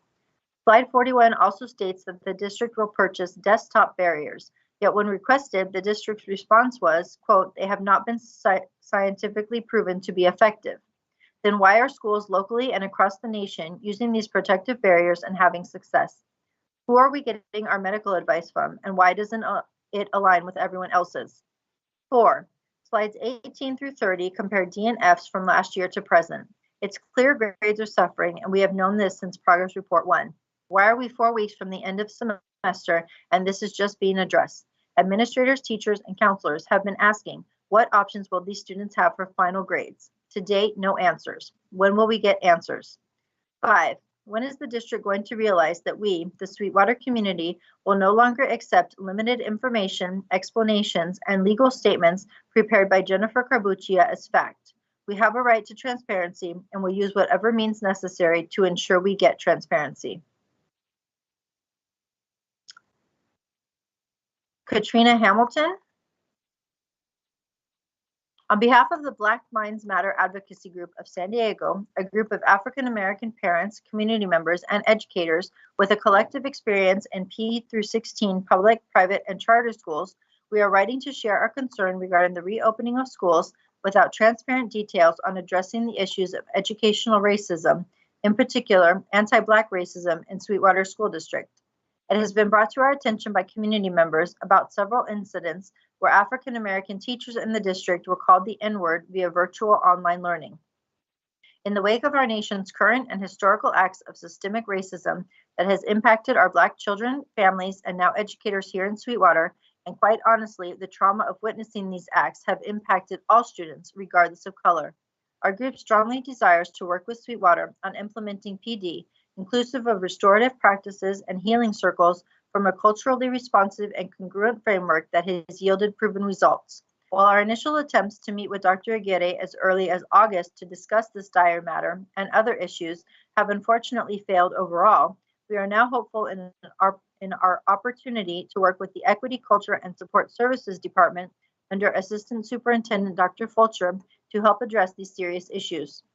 Unfortunately, the current atmosphere that is plaguing our nation, rooted in anti-Black racism, strongly impacts the way a significant number of non-Black educators, students, and families interact with African American students, families, and educators. This must be addressed, and therefore we are advocating that BMMAG San Diego's recommendations and proposals in our work with the Office of Equity, Culture, and Support Services, once submitted, be approved, welcomed, and supported for its imperative that we repair the harm that has occurred prior to reopening in an effort to avoid further trauma in the form of racism in our classrooms and schools. Shelley Poliska. My name is Shelley Poliska and I teach mathematics at San Ysidro High School. I have taught in the Sweetwater District for 13 years. I have worked in the education field in some form or another for 21 years. I have seen a lot of crazy things happen in our district during that time. Despite our district's checkered past, I have always had faith in our community of teachers, students, and parents. Teachers, students, and parents have often banded together for causes that support the community, but not so today. Today, I am surprised and saddened by the pressure that some parent groups are putting on the district to reopen at 100% next semester without regard to how this will impact 100% of the people that will be responsible for participating in said reopening. Being a math teacher, I am pretty prone to logic. I am aware of the number of articles based on the previous scientific research findings that purport children are less likely to spread or contract the coronavirus, but the facts are ever changing. According to the recently updated CDC article from the Morbidity and Mortality Weekly Report, quote, since March, 277,285 COVID-19 cases in children have been reported. COVID-19 incident among adolescents aged 12 to 17 years was approximately twice that in children aged 5 to 11 years. This data is limited because, quote, these data might underestimate the actual incidence of disease among school-aged children because testing was frequently prioritized for persons with symptoms and asymptomatic infection in children is common. The CDC is basically saying we don't have all the data and we don't have enough data to say with any certainty that we know what is going on with children and COVID. In other words, it would be unwise to proceed with opening schools without caution. I am urging the district and the community to keep this in mind. What a great opportunity to teach our children and students to be responsible, considerate, and compassionate human beings. When I tell my grandchildren about the pandemic of 2020, I don't want it to be a story about how selfish and self-serving my community was for some, but rather how they came together to support everyone. Distance learning has been difficult for many of us, and it is not ideal for all of us. However, every teacher I know has been working night and day to best support their students. Every teacher I know is also just as concerned with what a 100% opening would mean for the safety of their students, families, and themselves. We can survive and thrive, but we have to do it together, and we have to do it safely. Leslie, I'm going to butcher this name, I'm sorry, Fislowicz. Our daughter is a 9th grader at Olympian High School. My husband and I feel that the students need to be more accountable and be required to show their faces during class time. I have heard that the reasons the district won't allow this are as follows. 1, the students don't want to show their home environment. They can put up a background, so that won't be shown. 2, the students might not have the needed technology. Isn't the district providing the needed technology? 3, the students don't want to show their faces. Won't they be required to show their faces upon returning to school? We are quite concerned about the emotionally negative outcome that our daughter may have by being less accountable for her responsibilities and not having the high school experience. She needs to have more interaction than sitting alone with her computer day after day. Needless to say how it has to be so difficult for the teachers to be teaching to the wall. My daughter's teachers are doing an excellent job and should be at least given the courtesy of seeing their students. Thank you for your time and hopefully being able to require the students to show their faces. Julie Foray. I am a teacher at National City Middle School, and I am gravely concerned about a possible return to in-person instruction in January. Please consider all of the risks associated with in-person instruction in areas such as National City. I implore the board to postpone in-person instruction plans until the COVID cases begin declining in National City and Chula Vista. Thank you for your time. Mariana Guerrero. In the past, teachers have been trained to triage situations in case of an active shooter, and even then I was not prepared to risk my life. With the county having turned to a purple tier 1, I am even more concerned for my well-being now than before distance learning took place. Please do not reopen schools to in-class learning. There are no further comments.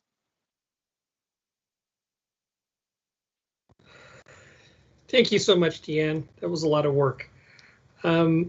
Okay, and with that, we'll before we throw it to the board to open it up for questions, I'll just read the C1, what it actually entails, the action item. Action or / discussion item.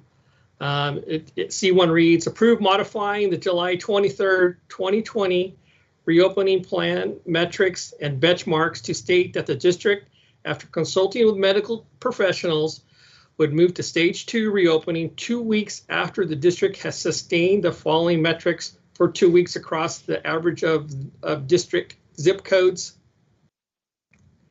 1, 14-day case rates of less than 200 and positivity rate of below 8%. Until those metrics are met, in consultation with medical professionals, the district shall the district shall continue in stage 1 and provide in-person small group supports in accordance with the California Department of Public Health cohort guidance. So that's what we're here to either is our action item in front of us, board. So I can open it up to the board. Anybody would like to lead off on this? I'll just say that I really appreciate the presentation, all the information, a ton of information, as well as and all the work that's involved in this. It really went in depth, and I appreciate all the public comment around this. And we'll just move from there. So I'll entertain any board member that wants to speak about it. Just raise your hand and I'll go to you.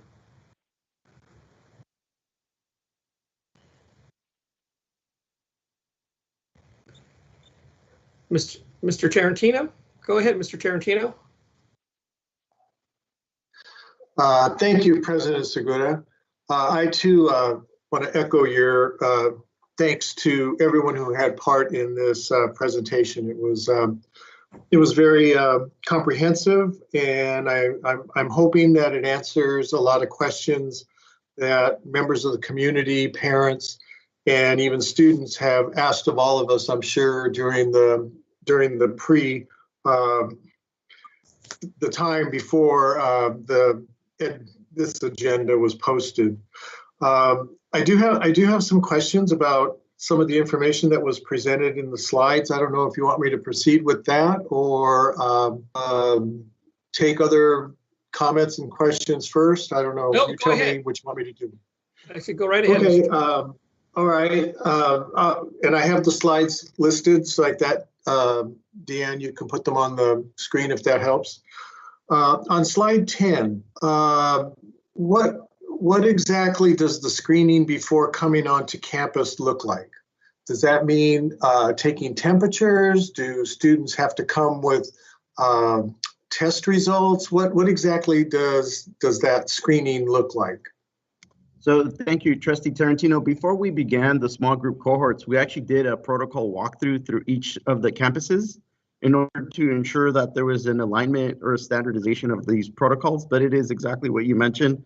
It consists of temperature checks, so every campus has at least 3 infrared thermometers, and then it includes an array of questions, much like you would find in any of the other businesses or whatnot, that goes through and asks if you have any of the symptom checks before you are actually allowed to enter. So again, this is industry, I think, practice and guidance, and at the end of the day, it follows the guidance that we have received from other agencies, including County Office of Education and Health and Human Services. Okay, thank you, Dr. Getty. On page 32, it talks about the fact that sports may likely start in January. Dr. Moore was good information that he presented to us, because I think a lot of people are under the impression that December 12th is the start date. We really don't know yet, as Dr. Moore mentioned, but with the trends that are evident in our community and throughout San Diego County, I don't know how CIF can say that December the 12th is going to be the start of sports. My question was, in terms of testing, who pays for the testing? Are we sending students to agencies that have free testing? Have we contracted with agencies, much like they announced in San Diego Unified, that they're working to have companies come on campus and test? What is our procedure for testing, around testing, in terms of the cost and stuff like that? There's different components. That's a good question, Trustee Tarantino. There's different components to that. So for example, the county has established a testing site at one of our facilities that will be open through December 1st. Individuals can also go to their private health providers for testing, or they can go to other sites that are hosted by the County of San Diego. We are in preliminary talks with UC San Diego, as well as with the Chula Vista Elementary School District for the possibility to establish partnerships. At this point, those are preliminary and would be once we return in January, but we are having those discussions currently. If somebody needs to be tested, they can either go to one of the county testing sites or to their own health provider. Okay. There's been a lot of comment about slide 40 and the use of the CARES funds, and in terms of the I was under the impression that we were paying CARES fund money was being used to pay for extra duty and supplemental services provided by various employee groups. I must have missed it. I was not under the impression that we were going to use 25%. We were going to use CARES money to offset 25% of, and I'll use the counselors because that was brought up. 25% of the counselors' general fund salaries. When did we make that decision? Because again, I was under the impression that it was just going to be used for supplemental services, counseling groups after school, extra duty, those kinds of things. So I believe some of this was actually part of a bargained agreement. I'll ask Ms. Carbuccia to share. But before we even go there, I want to make sure that I clarify that the CARES Act includes different funding components. So out of those components, there's different pieces to that. I'll ask Ms. Carbuccia to speak to the bargaining aspects, but then also ask Dr. Alvarez or Dr. Sokol if they can also elaborate. Okay, thank you. Sure. Thank you. I think the piece that you're speaking about, Mr. Tarantino, was just a recent portion of the funds. Fund use for CARES Act was those recent bargained agreements, but the learning continuity plan, which did set forth the monetary sources, I'll turn it over to Ana Maria and let her speak about, because those have been allocated previously with and discussed with the board. Okay, thank you. Good afternoon or good evening at this point, Mr. Tarantino. So the CARES Act allows us to address specific areas of use. Certainly learning loss and acceleration to close the learning gaps for students. We can implement, expand, and enhance the learning supports. And so that is one of the elements that we have included. We can extend the academic year, and so summer school will be part of that funding. We can also provide additional academic services for our students, including pupil learning needs, intensive instruction, and additional materials and supports, which we've included in the plan. And then any type of barrier to learning can be addressed, such as health, counseling, or mental health services. So as part of the CARES Act funding, we did allocate a portion of a quarter of the salaries for our counselors. And part of that had to do with the ever-changing role in terms of what they've been telling us is that most of their time is spent on social emotional and on grief counseling for our students. And so we have utilized those funds to address those needs. Okay.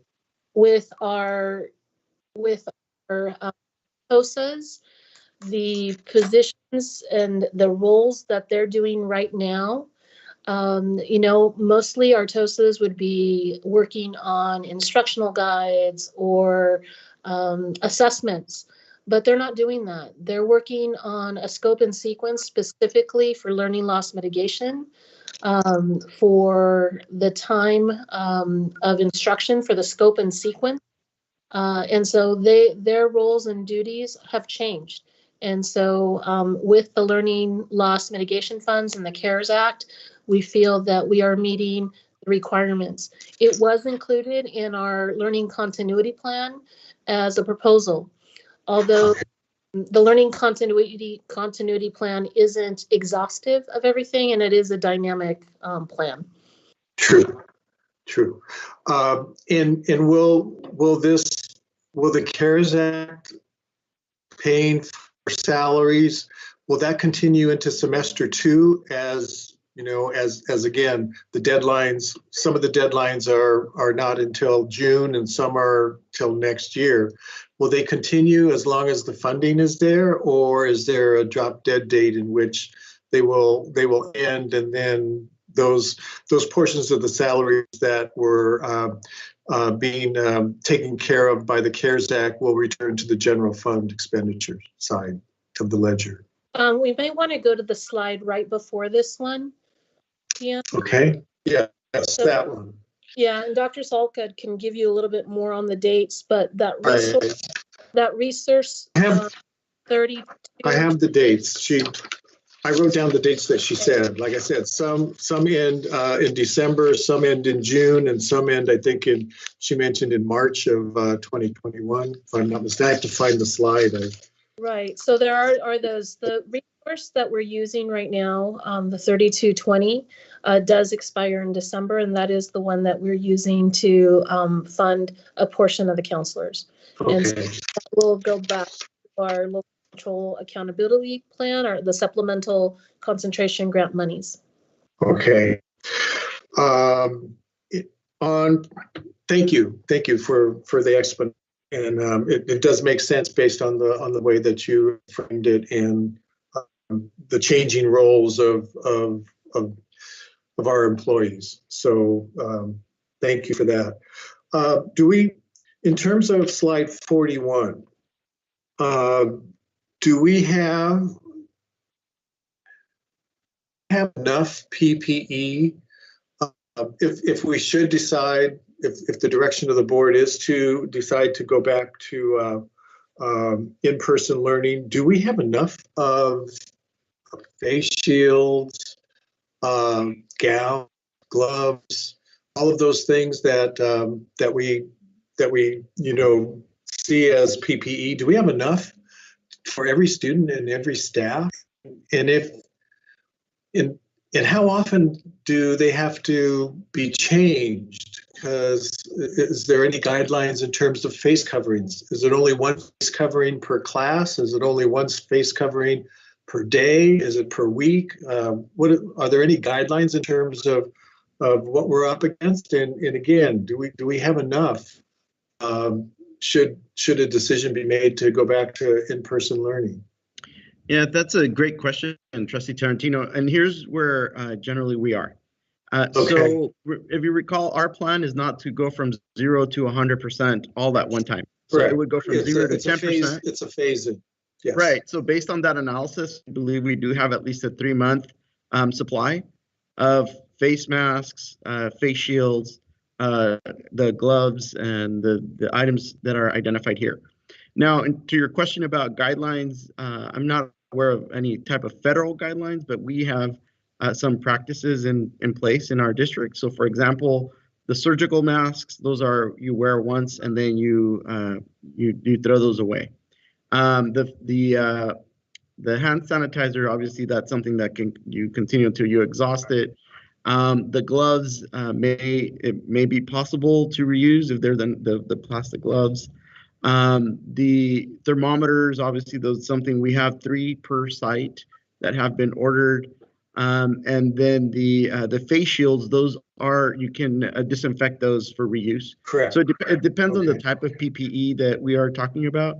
And again, on the equipment side, by us obtaining those ionizers and installing them into HVAC units, those allow us to also be, in essence, scrubbing the air. Okay. Under equipment, it talks about signage, and it says bilingual, and they've given an example of a bilingual Spanish sign.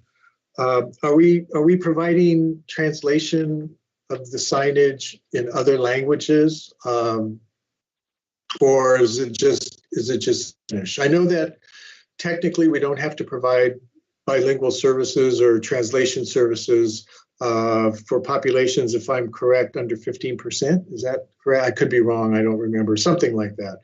Anyway, are we making an effort to provide signage in languages other than Spanish? And it's not necessarily for the students, but for the parents that are coming on campus who may be monolingual, their primary language, whatever that may be, Tagalog, Chinese, Mandarin, whatever. So it's my understanding it is only Spanish at this time. I'll ask Ms. Quirk if she can clarify. Okay.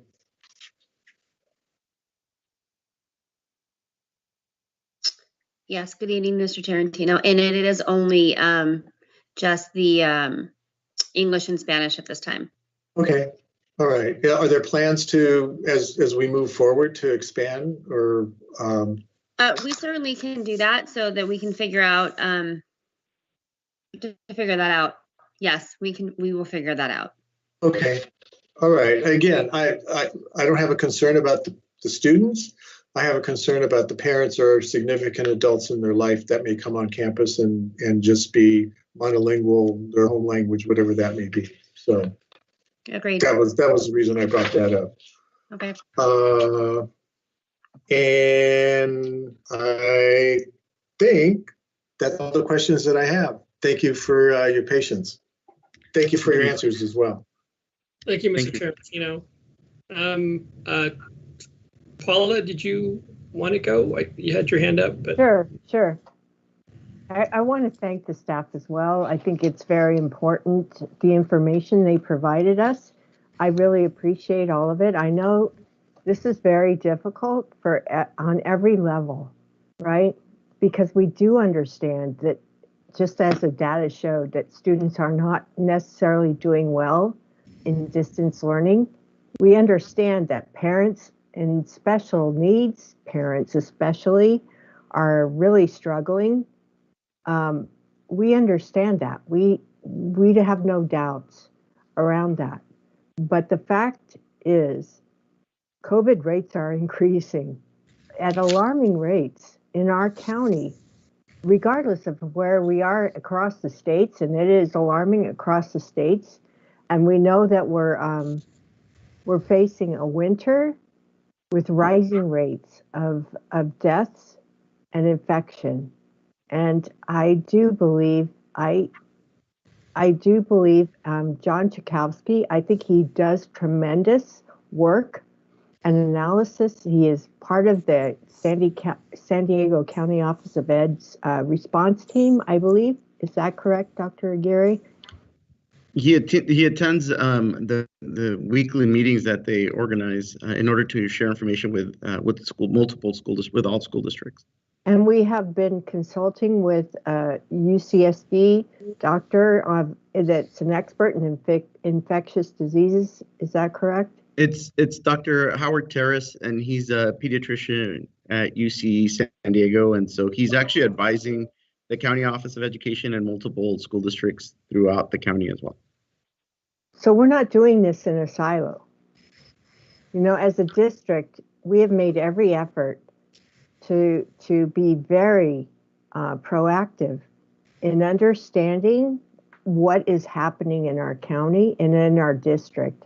And we do understand the fact that I was really pretty amazed that people offered other statistics or other perspectives, because the facts are, in our county, in the South Bay, we are among the highest infected areas. That is undisputed.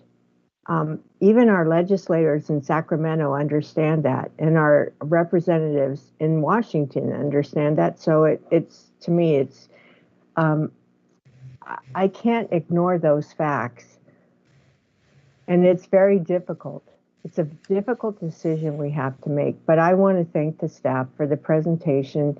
They didn't hide any of the information. They were out there with the facts. Dan Winters with the information on the data. I mean, we know where we're at. It's not a good situation, but we must be thinking of the safety of our communities, of our students, of their families at this time. Thank you.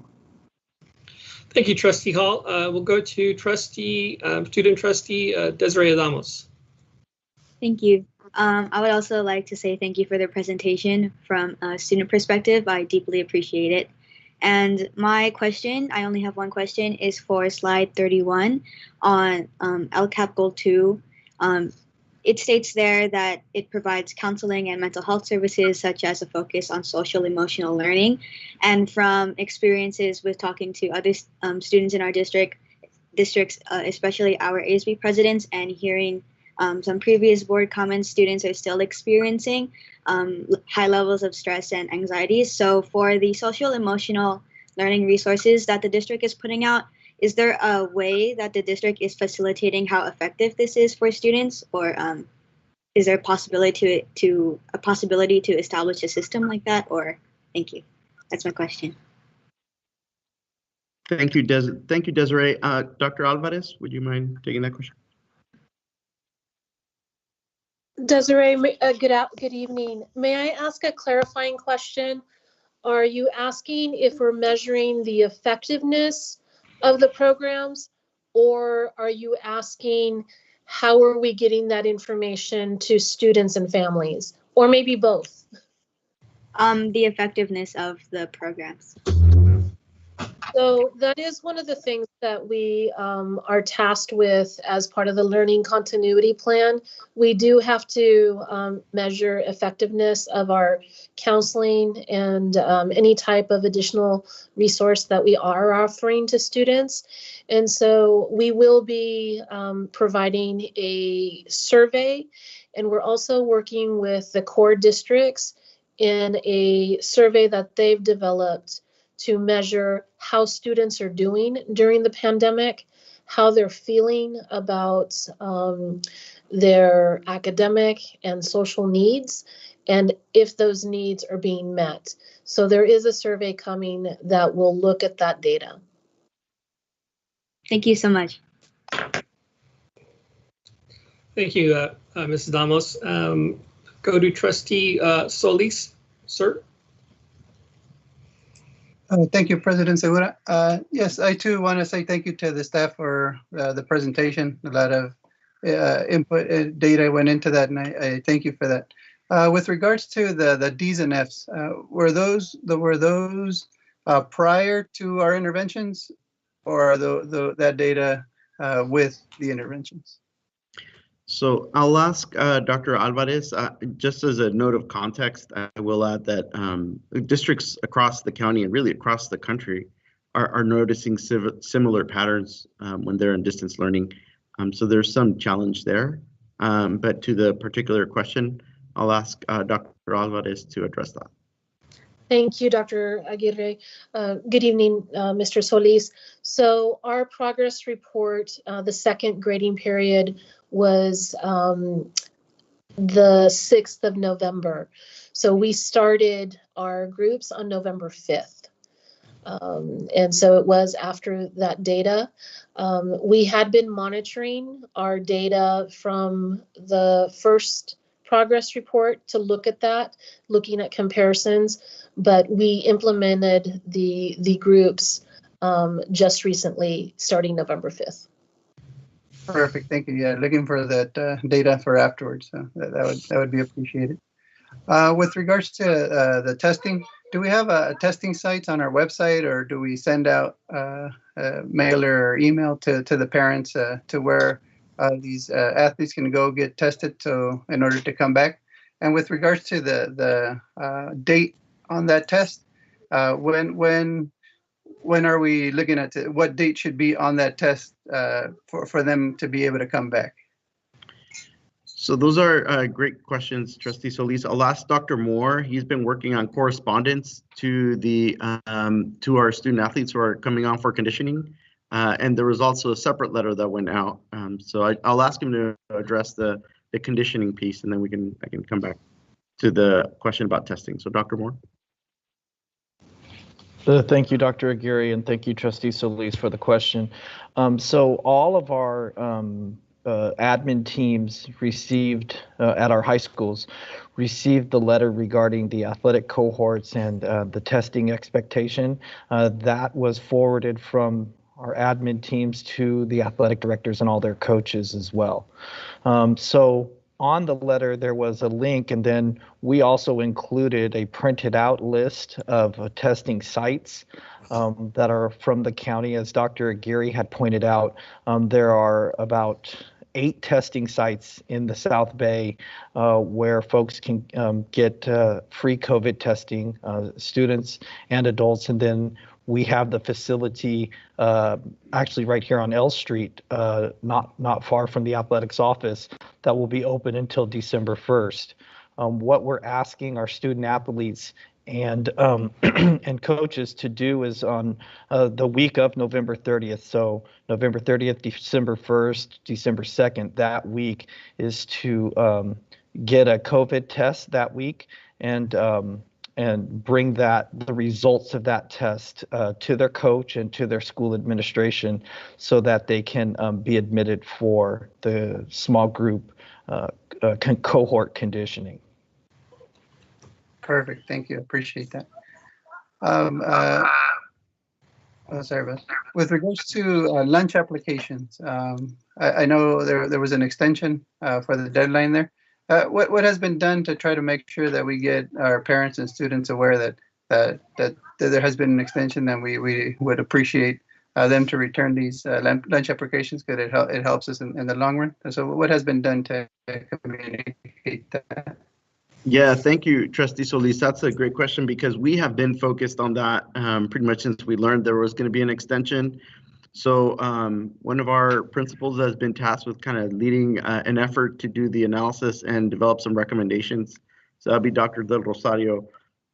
One of the things that we already have done is we already sent letters that were after the traditional deadline informing parents that they had the ability to submit those applications. The other flexibility that we became aware of over the weekend fairly recently is that for this year and this year only, school districts have the ability to conduct verification by phone. So we are in the process of coordinating that because it's going to need us to address IT issues with our student information systems or whatnot. And so we are in the process of developing that. So when we come back from the Thanksgiving break, we can have some steps in place to ensure that we're supporting our students having that ability to in essence verify their eligibility telephonically. Excellent. That's good to hear. And another question I had was with regards to listening to some of the parents. With some of the students were having issues with some of their classes and not having availability to the teacher or whatnot. What types of ways can they, how can they communicate with either the principal or anybody on campus to let them know that they're having issues and then to see if we can have some kind of resolution to that?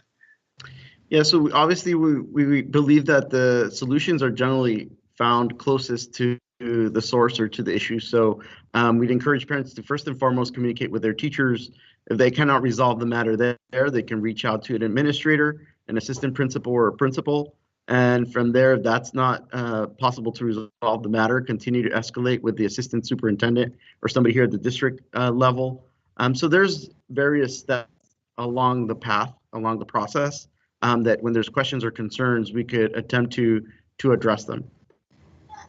Excellent. And finally, with regards to the CARES Act funding expenditures, I mean, the county's still overseeing this. So all these expenditures, everything's going through Dr. Scavarna and the county. They're getting all that information. Is that true? Yeah, we continue to work with the county. We continue to have a financial advisor. We also check in with the California Department of Education. So for example, there was an article that was published in EdSource not too long ago, I want to say about a week ago, more or less, which included some erroneous information for our district. So Dr. Salkel proceeded to confirm both with the California Department of Education as well as the San Diego County Office of Education here in our county to verify that we had the correct numbers, because we did get some communication from some individuals of the public who may have seen that, and we're under the understanding that the numbers that EdSource had were different than ours. So we went through and we verify when there's situations like that. But we do continue to constantly check in with the County Office of Education or the CDE, the California Department of Education, when questions arise. Thank you. That was my final question, but my final comment. I did attend some webinars with regards to safely going back to school, Rady Children's Hospital, and when they had a lot of good information, and being outside helps, washing your hands and the face mask, all that helps. The thing I found concerning was I asked what we know about the long-term effects that this virus has on our kids or on anybody, and the doctor point blank said we don't know. We don't know because they don't have a lot of data. And I think for me, can't hear. Looks like he froze up. Maybe he'll Sorry come about back. that. There he A little goes. bit. So yeah, so sorry about that. So it's like we don't know the long-term effects because this thing affects the lungs, affects the heart, affects the brain, the liver. I mean, it affects all kinds of systems that are vital to our survival. So I think it's one of those things where it's not wise to put these kids at this risk that we don't know what effects they're going to have in the long term. And you know, I'm not willing to do that to my kids, and I'm not willing to do that to any of the kids in our community. So that's I just wanted to mention that. So I found that very eye-opening when he said that they don't know. And so yeah, so I appreciate that. So thank you for all this information, and that's it for me.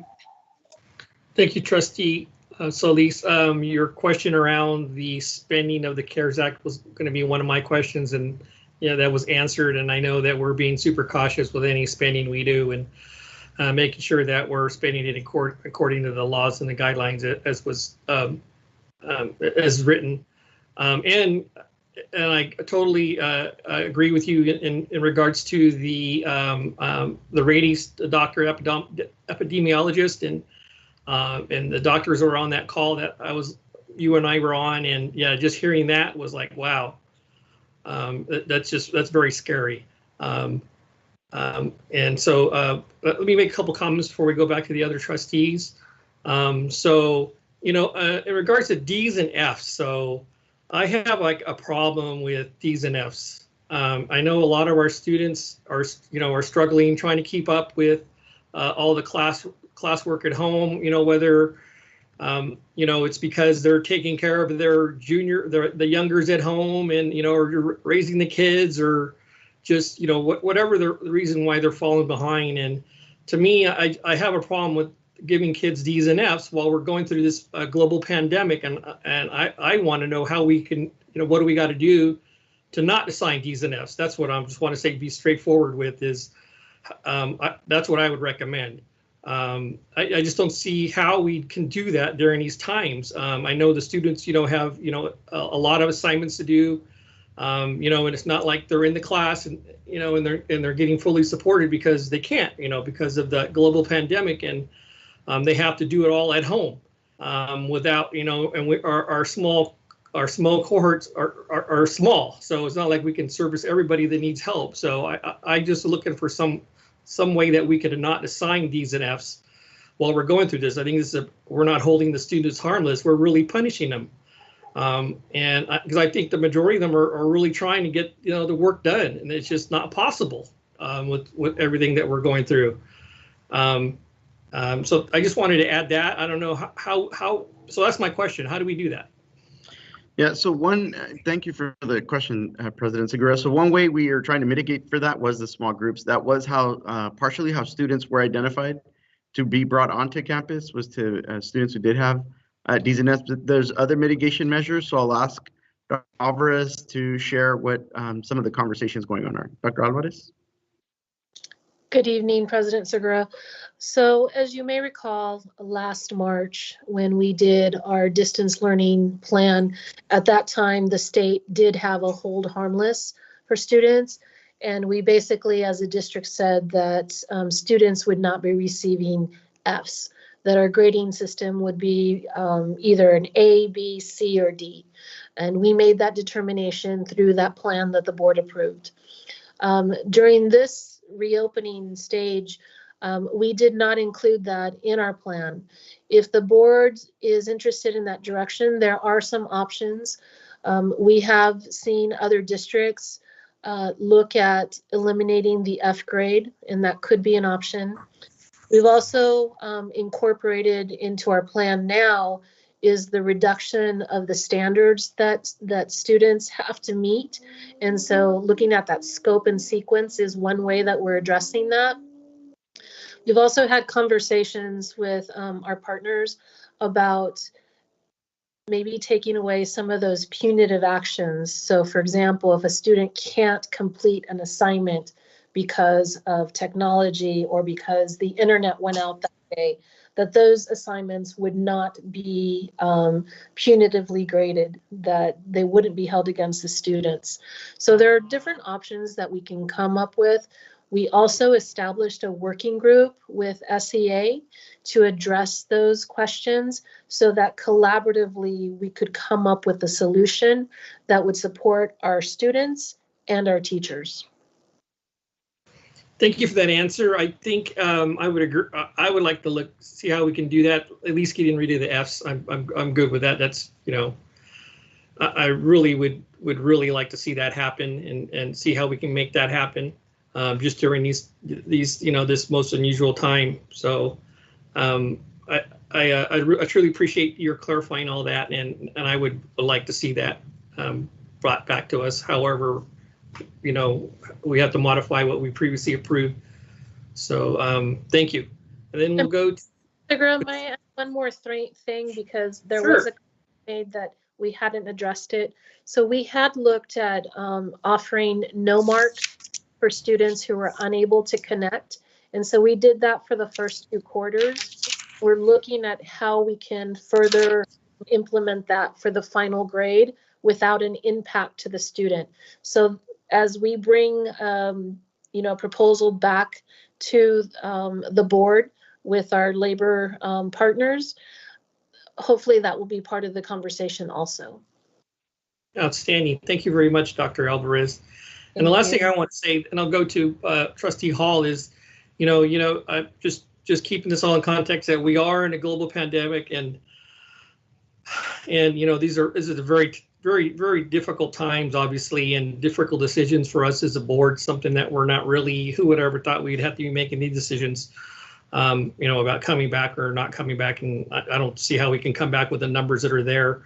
But I could tell you that our decision is based on, as Dr. Aguirre explained, that it's based on COVID-19 and the community spread rate, and it's not based on saving money. That is the farthest thing that we're, you know, the last thing we base a decision on. It's on the spread rate and the health and safety of our teachers, our students, and the relatives, not on money. So I just wanted to end my questions on that, and let me make sure I didn't have another one. So I think you might have answered it already around. I know we have some CARES money that's paying for some of the small groups with the RIF teachers that we had, and so if that money expires at the end of this year, will we be able to continue that in January with other funds? Was that what I heard? Or how, or what we would have to do for that to continue? Thank you. I think you're muted, sir. There, I think I was on mute as I was about to begin to answer that question. So right now it is currently being paid out of the CARES Act, what colloquially I refer to as the December CARES Act. There is the possibility to use some of the other CARES Act funding to continue the small group supports through the remainder of the school year. So that's something that we're currently looking at as a possibility. It's my understanding it's allowed under the LCP. And so it's something that we are currently looking at as continuing. We just want to make sure that we, again, in line with the questions earlier, that the expenditures are appropriate. And we believe that it is, because this is something to mitigate for the learning loss. The timeline we are looking at might be a little bit different. Thank you, Superintendent. We'll go to Trustee Hall. Thank you, President Segura. So one of the questions I had about the presentation was raised by, I think several, maybe at least 2 of our public comments, was about the phase that we're in. Are we in phase 1 or phase 2? Could you answer that, Dr. Aguirre? Yes, we are currently in phase 1. In phase 1, the California Department of Public Health indicated that we are allowed to bring students on campus for small group support. That is in a cohort model, i.e. what, again, we call colloquially a bubble model, but we currently are in phase 1. We are not in phase 2. Okay, and that's the district plan. That I think they were talking to the district plan. So you're saying we are in phase 1, not in phase 2 at this time. Phase 2 would be expanding the number of students and staff we would have on campus in person, correct? That is correct. Thank you for that. And also, I wanted to ask John Chakowski if he's confused in any way on the numbers and the case rates. Okay. Mr. Chakowski, if you're available. Yeah, good evening, Trustee Hall. So the real, what's really helpful for us right now is to have the information directly from San Diego County Office of Ed. And we were tracking this with our own calculations and then trying to align them with the County Office of Ed. And sometimes they'd be off by, 1 or 2%.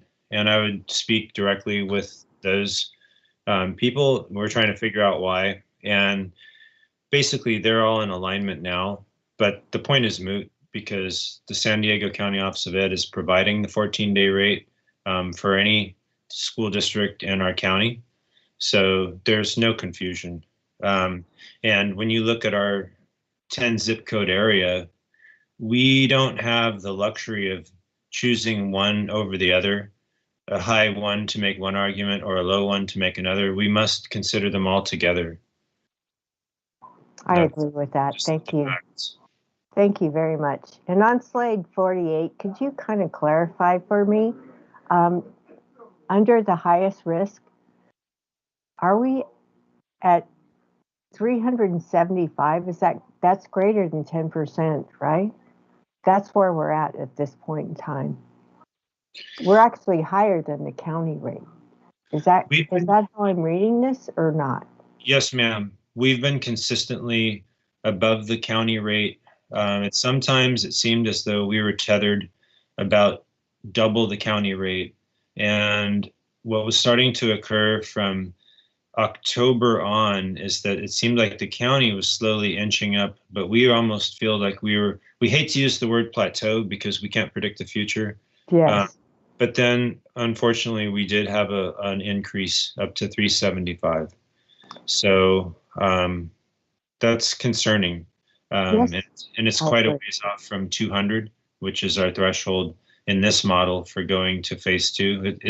It took us, we were hovering around 200 in the September timeframe, like a little bit above that, and hoping, come on, it can go down, but it just kept slowly rising. So it took about 2 months to get from 200 to this point. Thank you. I really appreciate the work you're doing, Mr. Chakowski. It really, I don't have any doubt that you are spot on with all your information. So thank you. And I just wanted to also state that the Center for Disease Control recently polled. They had posted on their website a document that urged schools to reopen. That document was pulled on October 28th because of the rising rates of COVID across our country.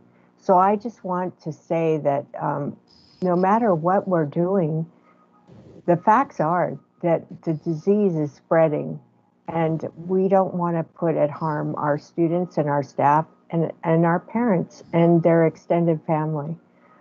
So caution is the word here. As difficult as it is, I don't think anywhere we've been through for 100 years a kind of situation with pandemic that we are experiencing now. And I don't believe that we can compare this year to any other year and say, well, we're so far behind, we're so this, we're so that, because, and the fact is, this is a very unique situation. It's a very dangerous situation, and I think extreme caution is needed. But I would like to ask Dr. Aguirre if there is resources for you to place. I agree with Ms. Adamo. We do need the mental health support to be really not, I found myself with a parent recently pointing them to the county office of ed and to the district where there is some curriculum, where they could download something to help their student with some mental health issues. And I find that very hard, because I don't think when you're in a situation of deep depression or even mild depression, having some kind of PowerPoint to go through is really not what you need. You need a live person. So if we have any resources in any kind of way to put on our website, a helpline that our staff could man, so that there's somebody there that they can connect with and really get immediate response, I think that would help our parents, and it would definitely help our students. I know that the first place they can go is the counselor at their school. So I would urge parents to do that. I would urge the staff to do that. I would urge the students to do that. But I think there has to be that secondary layer of immediate help for them. And I also want to thank you for being able to connect, because I have had parents, like Mr. Solis had said, there's first you go, or maybe it was you, first you go to the teacher, then you go to the assistant principal, then you go to the principal, and then you go to somebody at the district. Well, I've had parents reach out to me, and I want them to know that I am here also for them as a resource to reach out to, because I know I will connect immediately with Dr. Aguirre, who will give me, I just want to offer that, because these are unusual times. And I really feel that we need to go that extra mile as board members. I don't have young children at home, so I'm able to kind of devote a little bit of time for that connection to kind of give you the call or whatever, but I would encourage that. I'm not going to resolve your problem, but I will make that connection to somebody who may be able to do that. And for that, I just want to reiterate once again that I am very appreciative of the work the staff is doing, the work the teachers are doing under extreme duress, because I know teachers are really concerned. Not only are they going through trying to figure out why students aren't connecting, or they're dropping off midway through a class. They're not even coming into the class. That's a concern for a teacher. The teachers that I'm connected with, they're telling me how that just emotionally drains them, because they're concerned for these kids. Then a parent connects with that teacher and tells them about their experiences of being evicted from a house, or not being able to have internet for their kid, not having health insurance and getting sick. These are things that our teachers are dealing with every day, and we have to respect that. These are unprecedented times, and we really do need to. I thank Mr. Segura, President Segura, for bringing up the fact that D's and F's,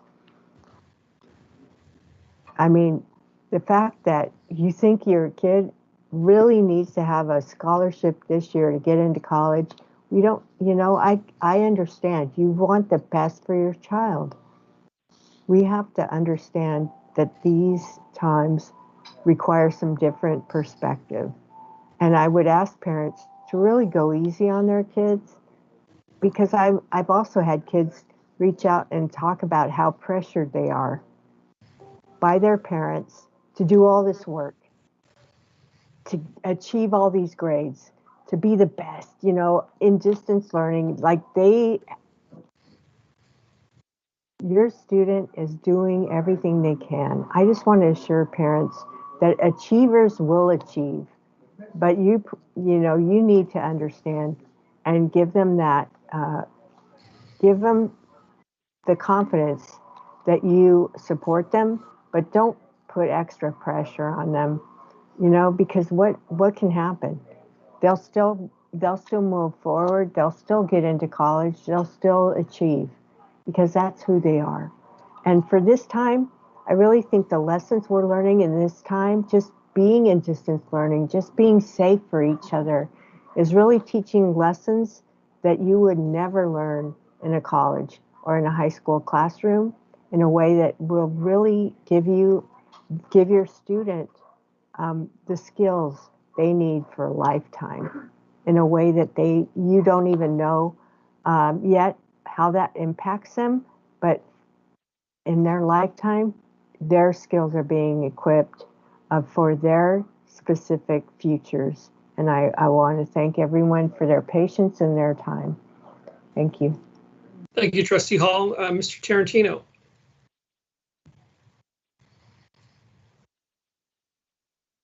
Got all the clicks in.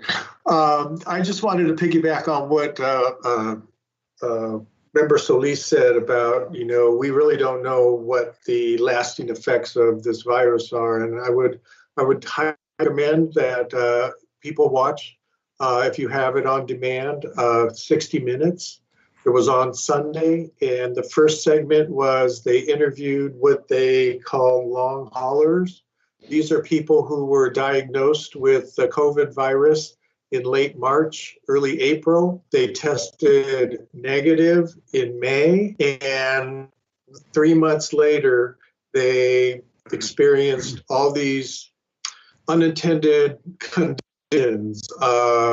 Could not sleep, intense headaches, all of the things that, again, people think that it's one and done. Once you're tested negative, that you're free, you're home free and clear. It's not the case. It's not the case in every situation. And I would recommend, again, if you have on demand or some kind of cable thing where you look at 60 Minutes, it's the first segment, so it's only 20 minutes, but it's well worth the time that you spend. That's all I had to say. Thanks, sir. With that, it looks like we don't have any more questions, so I'll entertain a motion to approve C1 as written. So moved. I'll second. Moved and seconded. Vote, please. Deanne?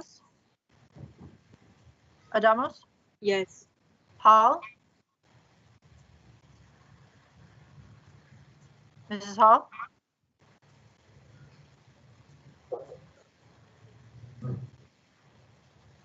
I think she lost connection. Yeah, maybe. Solis? Yes. Mr. Pike? I'm not sure if we lost Mr. Pike. Yes, Mr. Pike texted me and said he lost connectivity. He is voting in favor of C1. Okay.